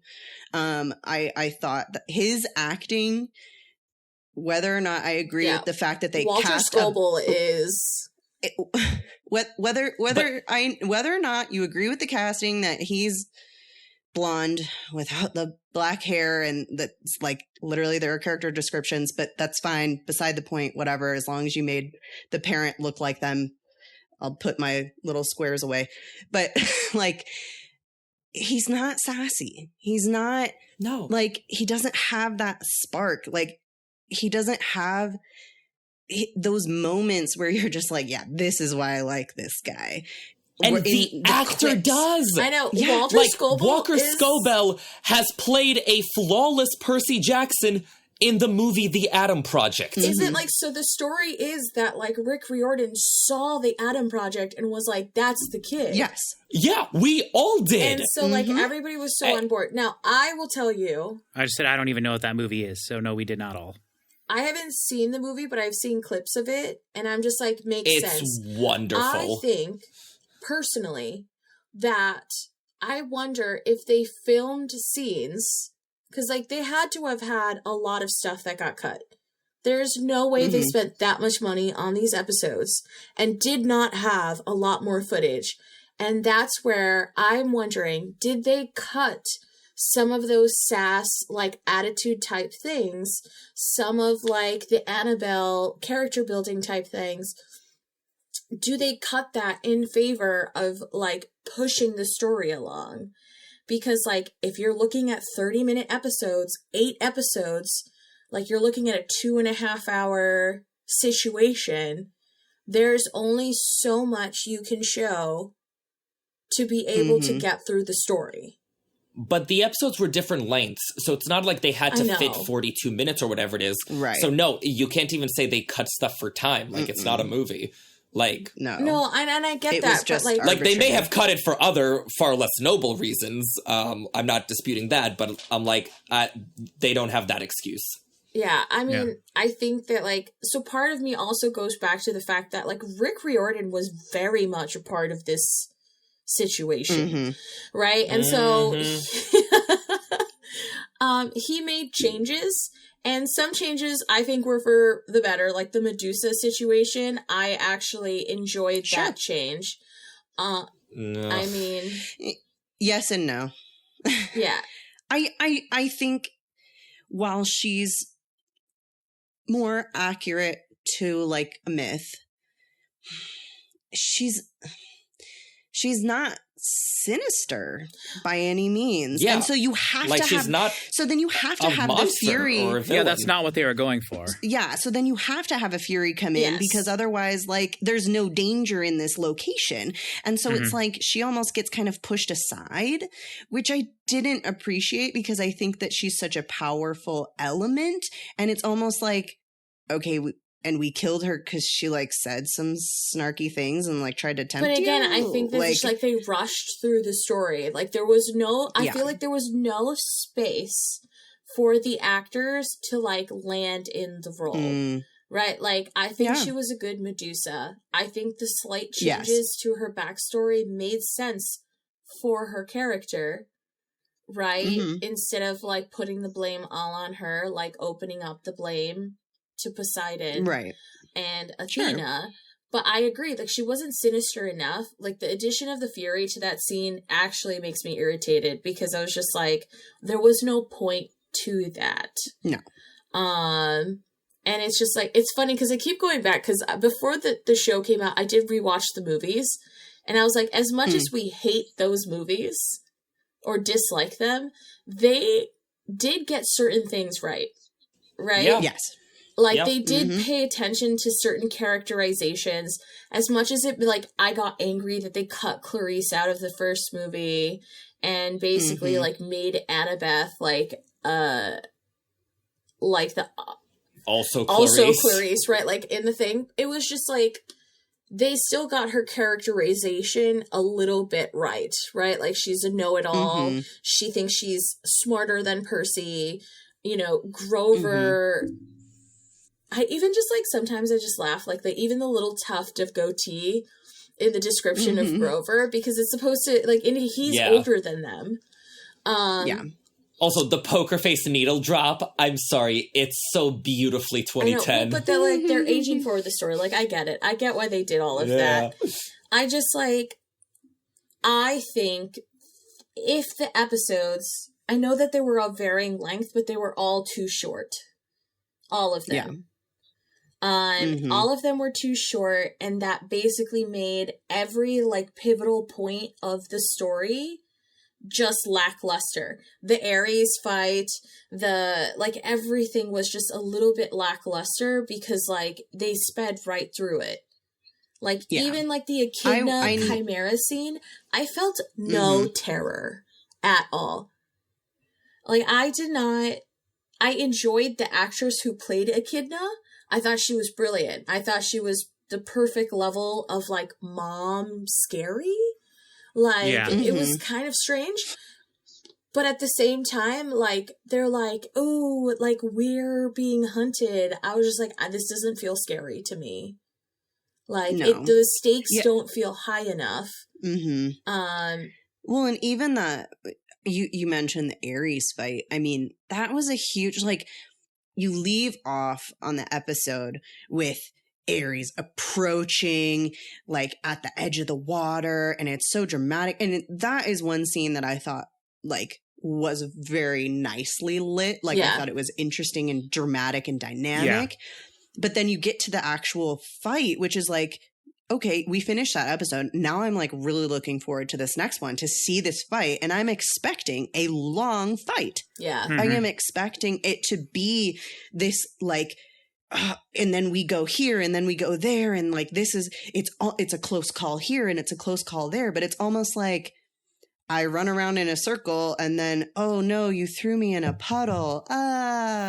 Well, like here comes water. Like it was like, that's it? Really? Like, what? Well, like you said, though, already, they didn't take the time to establish that it would make any credible sense that Percy would know how to defeat him. So they had to make it short. And it was more like a samurai fight than it was some sort of an action Greek battle. Yeah. You know, it was more of a Kill Bill style, like, you know, Ishii and you know, Beatrice or whatever. And it's just like, it's more about the face off and stuff, and then it's just over right away. Yeah. But I think what I'm hearing a lot from everybody is that just in my case, my ignorance was very blissful in that the fact that I didn't remember a lot of these like nuancy things and how it might be affecting future storylines. And I was just able to do the thing that is so hard for me in a lot of cases and just watch the show and appreciate it for what it was. Because I mean, you can really tell that we're just trying to focus on the main storyline and not get much side questing done at all with the show. They're just trying to focus on it. And, you know, I couldn't even remember in the book, they do meet Hephaestus in the book, right? So like, no, they don't. That is one of the things. So the whole point of the books is that the gods are absent. We don't see the gods. The gods are not there until, like we said, Titan's Curse, when like they all begin showing up.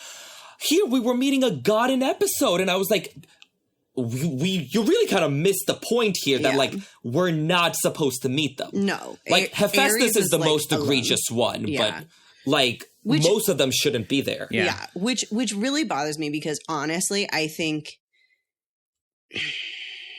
the casting of Hephaestus, I love Timothy Oliphant. I think he's amazing.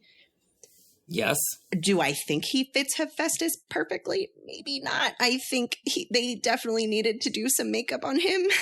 Like Hephaestus' literal whole point is that he is not an attractive man, and yet he's with he's Aphrodite. So ugly. Like, and they made him like very suave, and I'm like, no. Oh, the mustache. No. I thought that was with the that did annoy me as well. The proper and the whatever. He's a shut-in. He's like it went completely against what I wanted him to be. And like I think Ares was probably the closest one. I really did enjoy him and his performance. I think they could have bikered him up more. Yeah. And like they could have, you know, leather jacketed, give him a motorcycle, like that whole business.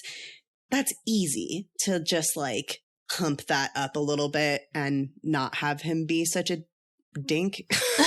Yeah. I mean, he basically came off like an idiot for the series, like, which he is like that's kind of part of him. Not a menacing idiot in the series. He's still supposed to be a god. No, he's supposed to be a menacing god. And when Percy is in front of him, he feels angry. He feels like he wants to punch the person next to him. Like, and we get none of that. It's just like, but that's why, hey, like, you don't get any of Ares's power. Right. You know, like none of like it. Each god is supposed to have presence, and none of them radiating. None of them have presence. Hades is supposed to be 10 feet tall. I enjoy that actor. I won't lie, I had issues with a lot of the God castings. Yeah. Listen, I didn't have an issue with the Ares casting. I actually thought that was a great cast. Hephaestus, I don't have an issue with the actor, but I agree with you. They should have done something. I mean, he shouldn't have been in the series personally at all. Right. No. But again, like the look of him was wrong. I will die on this hill that Hermes was terribly cast. We all, like, I am not a big Lin-Manuel Miranda fan, I'll admit it. But it's not because of his work, it's just because of there's something about him that I just can't get behind. And I will say, the one thing that I did appreciate about him is that he did not randomly break into rap. Oh, he did not sing or rap. Yes, I'll give you that. Gosh, our victories are small with this one. I'll laugh because I just watched House, and like him in that, I'm like, okay, so he's Lin-Manuel Miranda. Like he just is himself in everything. But like, I also like the general swagger and suaveness. I will never forget Nathan Fillion. I love Nathan Fillion. Yeah. Okay. I wrote in the doc hashtag bring back Nathan Fillion. That was actually like the best cast. The best casting. Yep. And so like I was like, I knew Lin-Manuel Miranda had been cast, but I was like, maybe they'll give him a better look. Like they'll kind of like suave him up a little bit, because Hermes is supposed to be like ladies' man, right? Like I believe none of it looking at Lin-Manuel Miranda in his sweatsuit at the Lotus Casino. and that they added him into the like. It just, well, but the timing of all of that was off too, right? Like they had to add him into the Lotus Casino because the timing of everything was bad. Like, they were supposed to be in Lotus for like days. Days, but you know what? Not so many days that they missed the solstice. Can anyone explain to me why the solstice was missed? Like what was the point? It makes zero sense why that would be a thing. It's like, to create less drama? We don't have a deadline anymore. I guess we still have to do this thing. What? Well, but it's just like, it removes the urgency. And also, I personally feel like it takes away from Zeus a little bit, right? Like, the whole point was that if they did not meet this deadline, Zeus was going to rain unholy hell on the earth. And I will say, casting of Zeus, I could get behind it. I think that he plays a very strong leader very well. And I'm very sad that they will be recasting. Yeah, he was a good Zeus. He was good, and I wanted more. And I feel like because of everything leading up to it, you're not as threatened by him. Yeah. He's terrifying to behold. Yeah. And we just don't get that. And I also did not appreciate that they don't have Poseidon there. Yes. What the heck? Like, he's supposed to be there. That's the whole point, is that they're there to both witness Percy bringing the items. Like, what? It just, the changes made no real logical sense. So if I can chime in. But Jason Mantzoukas is awesome. Yes. Mr. True. D. Mr. D was actually, that's probably fantastic. the perfect cast in the entire show. I literally saw that and was like, 100%. I'm like, I haven't even seen him in this role yet. I already know it's going to be perfect. Yeah. So I didn't care as much about the changes to like the story and all that, because by and large, they got a lot of the plot right. Not all of it. Not as much as they should have, but they got a very decent amount of the plot. So, like, on paper, it seems like it should have worked so well. They're like, we're going to be faithful. We're going to adapt the plot. Like, you know, Rick Riordan is involved. Like, you know, the casting is great. Like, it all should have worked so well. Right. And it so didn't because it completely missed the tone. Yeah. Why is this show absolutely no fun? Like, that's what it is. I was watching it week in and week out, and I was like, I mean, I can't pinpoint why I don't like it for the first couple weeks. Like, you know, there's nitpicks, but at the end I was like, the tone is off. Like, Percy Jackson is supposed to be fun. Like, it's this wild, wacky adventure. It's silly. It's a good time. And this whole show was just such a drag. Yeah. Like there was no humor in the show. None. Like, I may have chuckled like once. There were like one or two throwaway lines that were actually funny, but outside of that, and this kind of plays into like Percy's sass. Like, his sass is humor sass, right? Like, Right. like, he makes jokes. He like says inappropriate things. But it's not even Percy, it's the world. It's the characters. It's seeing the pretty ponies. It's, you know, seeing the ridiculous Hydra Bee chain restaurants. Like, it's all supposed to be silly. And also, like, they cast comedians for half of these roles. Right. Like, they had Megan Mullally in the cast, and they just sort of glare dourly through the whole episode. I was like, why? Why even cast them then? Right. Like, like, you say sass, so, like, impertinence. What I want is impertinence. Like, you know, when Percy sends Medusa's head to the gods, and, you know, Annabeth's like, they'll think we're impertinent. We are impertinent! Like, the musical got this so 100% right, and the show just completely missed it. And honestly, like, that's what most of my complaints boil down to. Like, it's all so damn melodramatic. Like, they are sternly picking quest companions to go on. They are earnestly pleading with the gods. Like, my eyes nearly rolled out of their sockets every episode at, like, the umpteenth earnest speech about, like, don't you care? Like, can't you, like, find the goodness in you to save the world?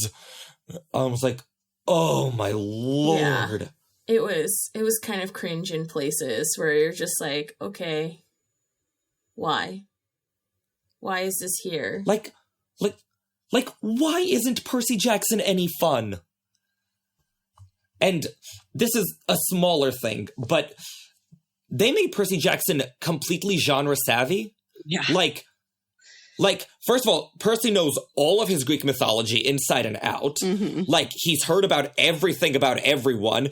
And so every time he sees a character, he's like, oh, I totally know you. You're Procrustes, and you torture people in beds. My mother told me about you. Be like, oh, Medusa, I know your real story. My mother told me all about Medusa. Oh, Lotus Casino, Lotus Flowers. Oh, that was the one that I was obviously. so annoyed with. And I was just like, they pipe it into the air. Like, where was the Lotus Flower? Like, there was no buy-in for Lotus Casino. Like, there was no, like, oh, we'll get trapped here. No. Like, No. And then, like, when he knew it was Luke all along, and I was like, bro, what? Yeah. Like, oh, it was so but that's annoying. why it's like all of the deduction, all of the like figuring out, all of that happens in his head on screen. I love where they're just like, they're speaking ancient Greek and he understands like one word. And it's like, oh, I'm so proud of you. That is literally the whole reason for his dyslexia, is that his brain is wired to understand ancient Greek. He understands ancient Greek. Yeah. That's the whole friggin' point. And yet, oh, I only heard father. Yeah. Like, I honestly, I'm on the fence if I'm gonna watch season 2. Because, like, I didn't enjoy myself watching this. And, like, it's different from Harry Potter, because for Harry Potter, like, I cared so much about what they were leaving out, like, in addition to how they got the characters and the tone and everything else wrong. But here I was like, this should work. And, like, honestly, it was really eye-opening for, like, the Harry Potter TV adaptation, because I feel like in the 20 years we've been bitching about the Harry Potter movies in the fandom. I'm sorry, it's 4:30. Like, the filter is even further gone than usual. Like, the refrain has always been, if they only include the plot, it'll be great. Like, if only we can find out who the Marauders are and hear about Spew and see Voldemort's memories. Like, if only X, Y, and Z are shown, we will be happy and it will be a good adaptation. And no, like, as it turns out, like, you can go beat by beat and hit up all the major plot points. And still not get it. And still not get it. Like, tone is so important. And, like, the wonder and the whimsy of the world, like, it needs to be something where you want to hang out there. You need to want to go to Camp Half-Blood. Right. And just, I didn't. Which really let me down, because the view of Camp Half-Blood is beautiful. And I was like, I want to go there. And then you spend 2 minutes. It's amazing to me, too. Like, when you watch the behind the scenes, they spent a lot of time building those cabins, building that set, like, making it and right. They rarely use it. And it's like, oh, there's nothing. Like, what was the point of spending all that money to spend 2 to 5 minutes of film time on it? Right. You could have just CG'd something at that point. Like, there's no point in making all these practical sets that you aren't actually going to utilize. I mean, I think they're hoping that they've built them for, you know, a 5-season show. Well, but by this lot, I mean, they spend arguably the most time at Camp Half-Blood in the first one, which is a couple weeks, because in the second one, he is only there for like a week before Clarice gets her thing. In the third one, they go in the winter. They're there for 24 hours before they leave again. So it's like, the time gets incrementally smaller, not larger. So, like, if you're not going to show, they're there for a decent chunk in Last Olympian, if I recall correctly. True, because that's kind of their home base, and they like go on little side quests. Okay, so they're building things now for something they'll get to maybe in 5 years. I mean, you know, vision. Let's call it vision. And also, let's call it the 7 ingredients of today's special. Woo. 1, 2, 3, 4, 5, 6, 7. Because there were 8 episodes of Percy Jackson, but the first 2 came out together, which means they were released on 7 weeks. Woo-hoo. That we all got together to watch it. Yay. Which, like, I will say it was nice, like, watching it every week and then, like, discussing it with my coworkers the next day. Particularly the one episode where I kind of dozed off halfway through. Yeah, I was like, did I miss anything? No? Okay. Yeah, I didn't have that experience. I just watched them all sort of back to back, like 2 episodes at a time, multiple days. One thing I did want to bring up, just because I feel like it's important to mention it, especially in terms of how I consumed it. I watched this show with my mother, and she was just confused the entire time about all the Greek god stuff. She has like no frame of reference really for any, even though she's seen a lot of the stuff I've seen, but she doesn't know or care about the Greek god stuff at all. So for her, the whole thing was just very confusing. And she didn't understand the relationships between any of the characters at all. So I just wanted to throw that out there. From her perspective of the show and her opinion of the show was that she didn't care for it as much because she just didn't understand what was happening a vast majority of the time. So just to throw that out there. That's interesting. Yeah. I can see that being the case.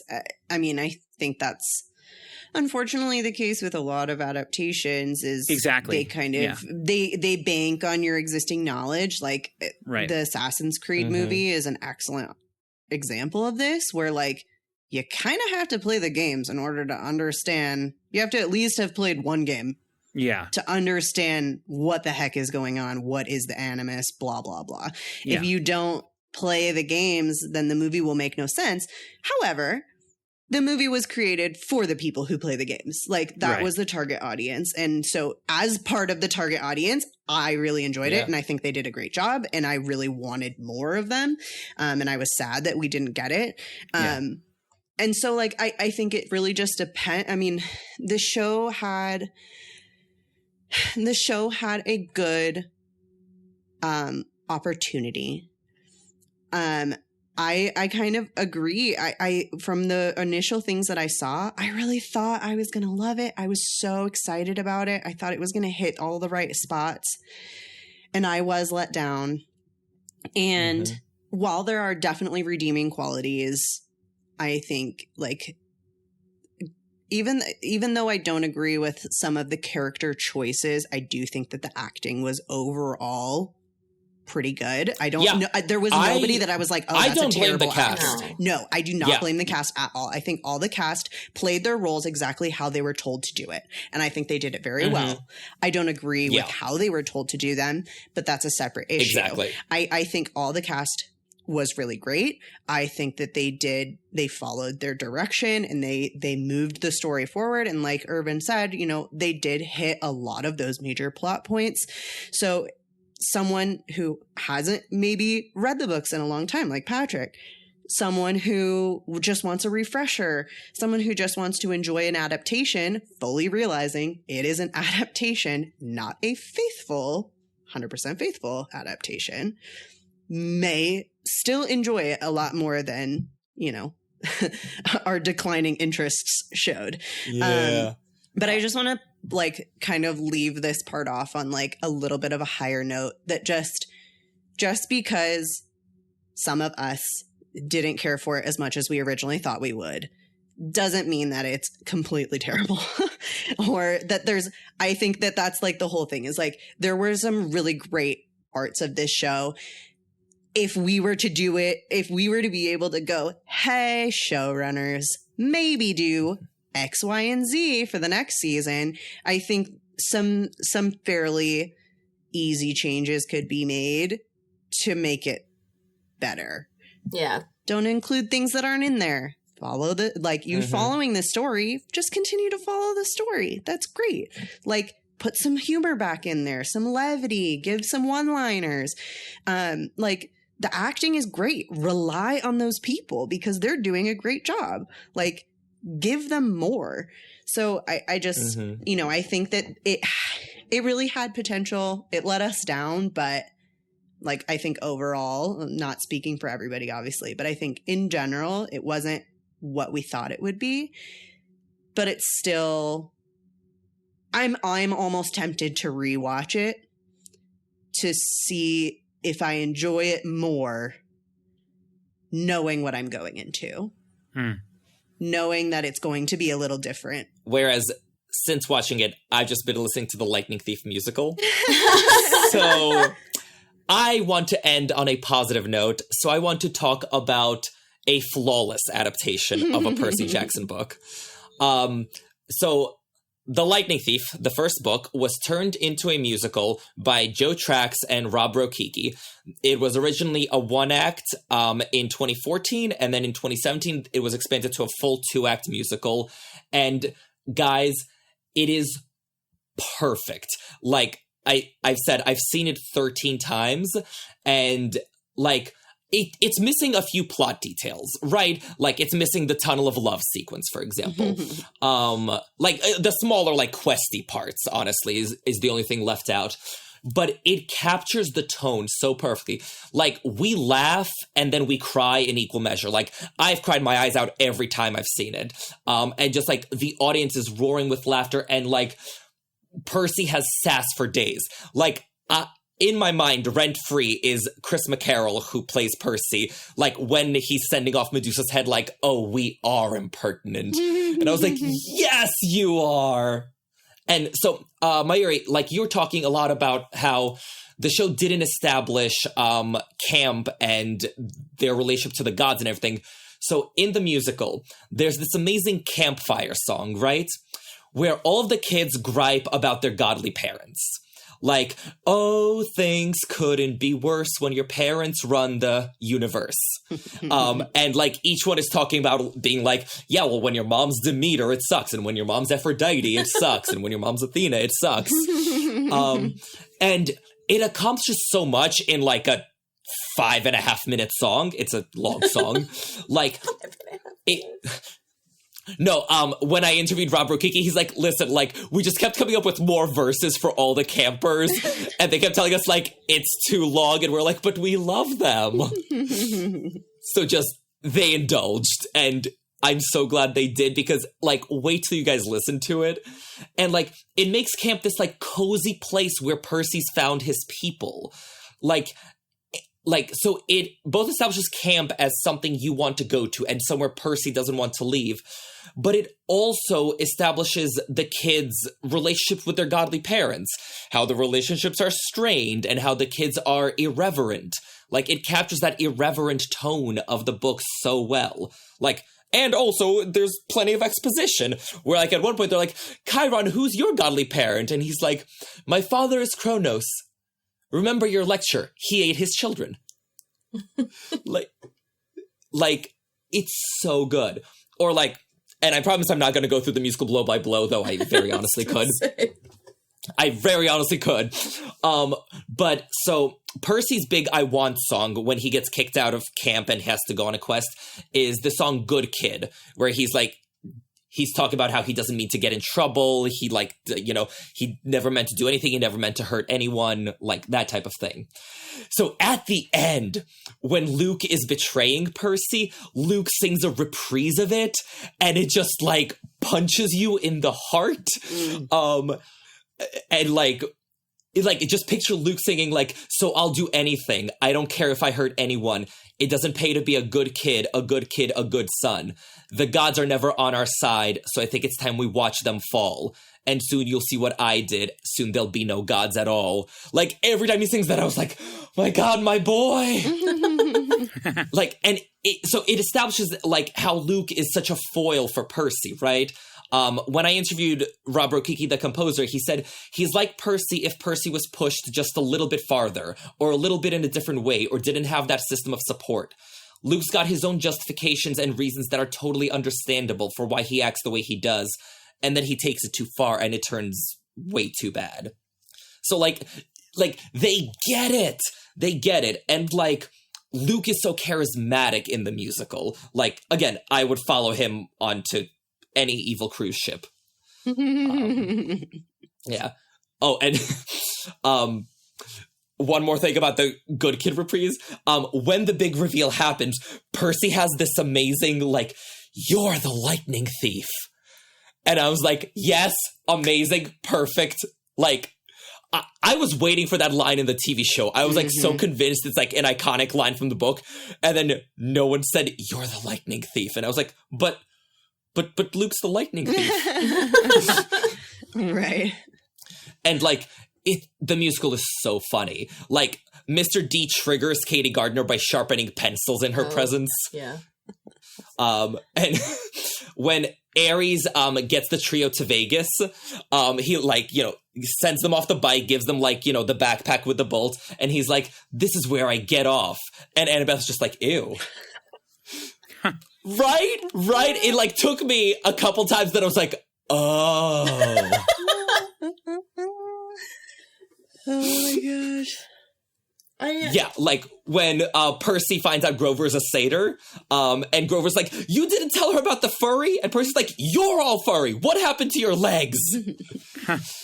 So just, like, they capture it so, so well. Mm-hmm. So, yes, this is your PSA.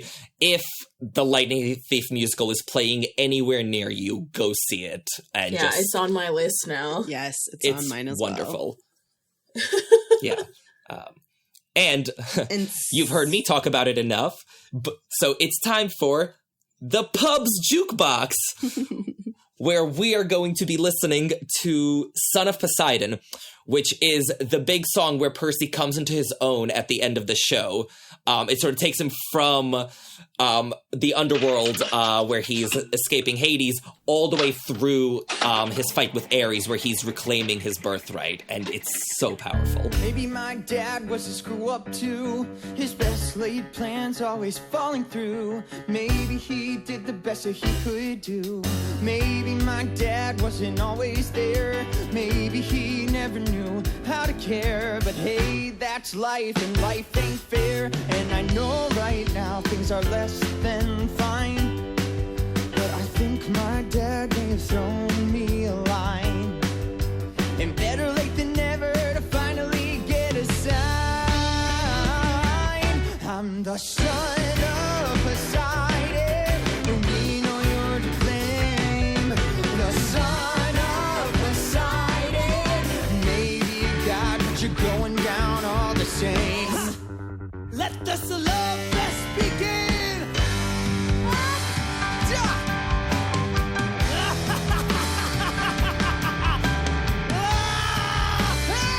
Look out! Percy, get to the ocean! You think the god of war is afraid of a little water? How do you feel about a lot of it? I'm the son of Poseidon. I never asked to be, but I'm the son of Poseidon. Now face it, died inside of me.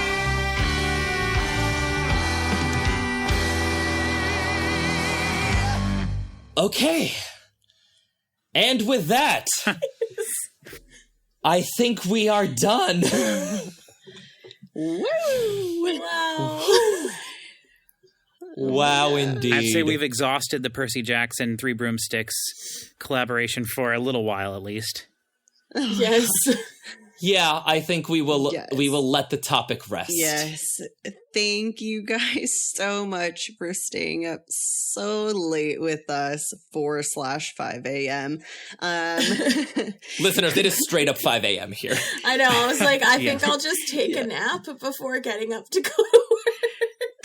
Yeah, I am going to be waking up I was in like- 3 hours, so Oh. yay! Yay. Guys, see what we do for you. Yes. See what we pour into the Three Broomsticks podcast. Yeah, and it takes me so- twice as long to edit it as it does for us to record it. So Oh. I don't even want to think about that. Well, now I feel bad. I know. I Oh, just no, keep looking yeah. at the Skype ticker, and it's like 6 hours, Uh-huh. 50 minutes. Yeah, this Oh. is insane. Well, Oh, thank- that's what happens. Thank you, Patrick and Mary. This was quite the marathon. And if you want to remind our listeners of where you can be found, your YouTubes, your Instagrams, and whatnot, and we can link in the description. well, I'll go first this time and say if I'm still alive at this point and running my YouTube Patrick, channel. shush. It is too late or early in the morning for that nonsense. But my YouTube channel is just my full name, Patrick Musilek, Musilek, youtube.com/Patrick Musilek. You can just search for me on there. You can also search for Audio Engineers React. I've got all sorts of different musical things up there. For me, the big takeaway from this episode is I'm feeling very energized to go back and reread the Percy Jackson series. Woohoo. So I will probably be rereading them later this year, and I don't know. We were not going to talk about it anymore here, but who knows? I'll be in spirit with everybody, feeling the flow and the energy of the Percy Jackson books.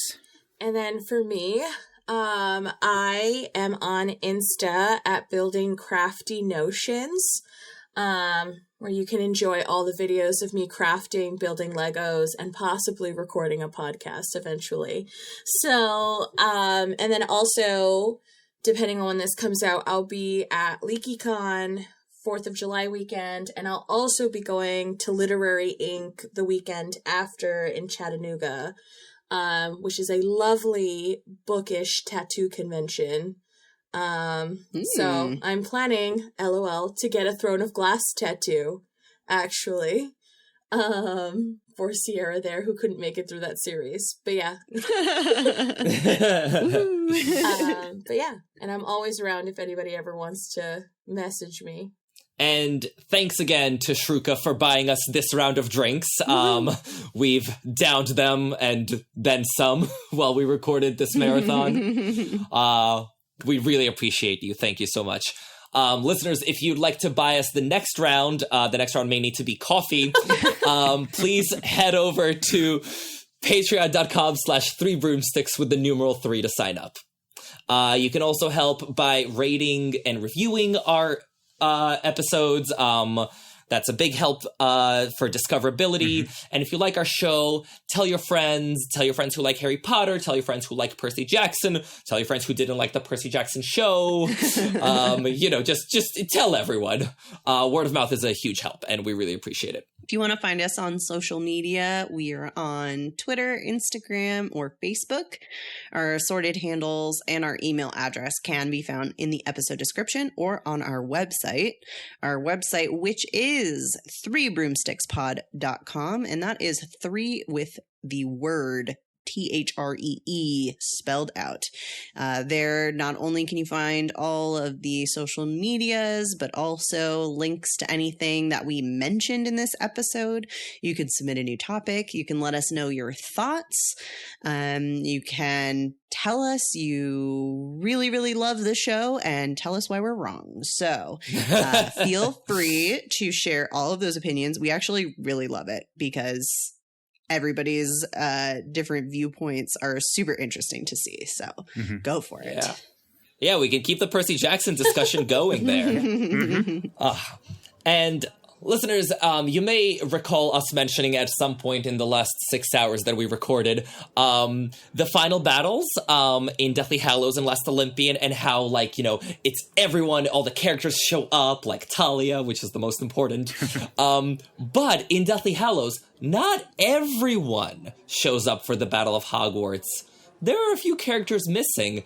So for our next episode here at the Three Broomsticks, we are going to be discussing the characters who are missing from the Battle of Hogwarts and what they might have been up to. Interesting. And with that, for a very long night, I've been Irvin. I've been Sierra, and thank you for listening. See you next time at the Three Broomsticks. Cheers! Give me big old buckets of butter beer. Give me big old barrels of butter beer. Give me the drink I love so dear. And another round for my friend right here of the sweet old butter beer. This episode of The Three Broomsticks was edited by Patrick Musilek. The theme song was written and performed by the Faithful Sidekicks. Make sure to check them out at thefaithfulsidekicks.com. No, I mean, it's true. Like, they didn't lose as much, but they still lost the main... We can cut that. My brain is starting to fry. I'm not going to lie. It's 3:30 in the morning. Yeah. Yeah, I mean, hopefully, under half an hour to go. Yeah, no. That's fine. But I just, 2 hours later.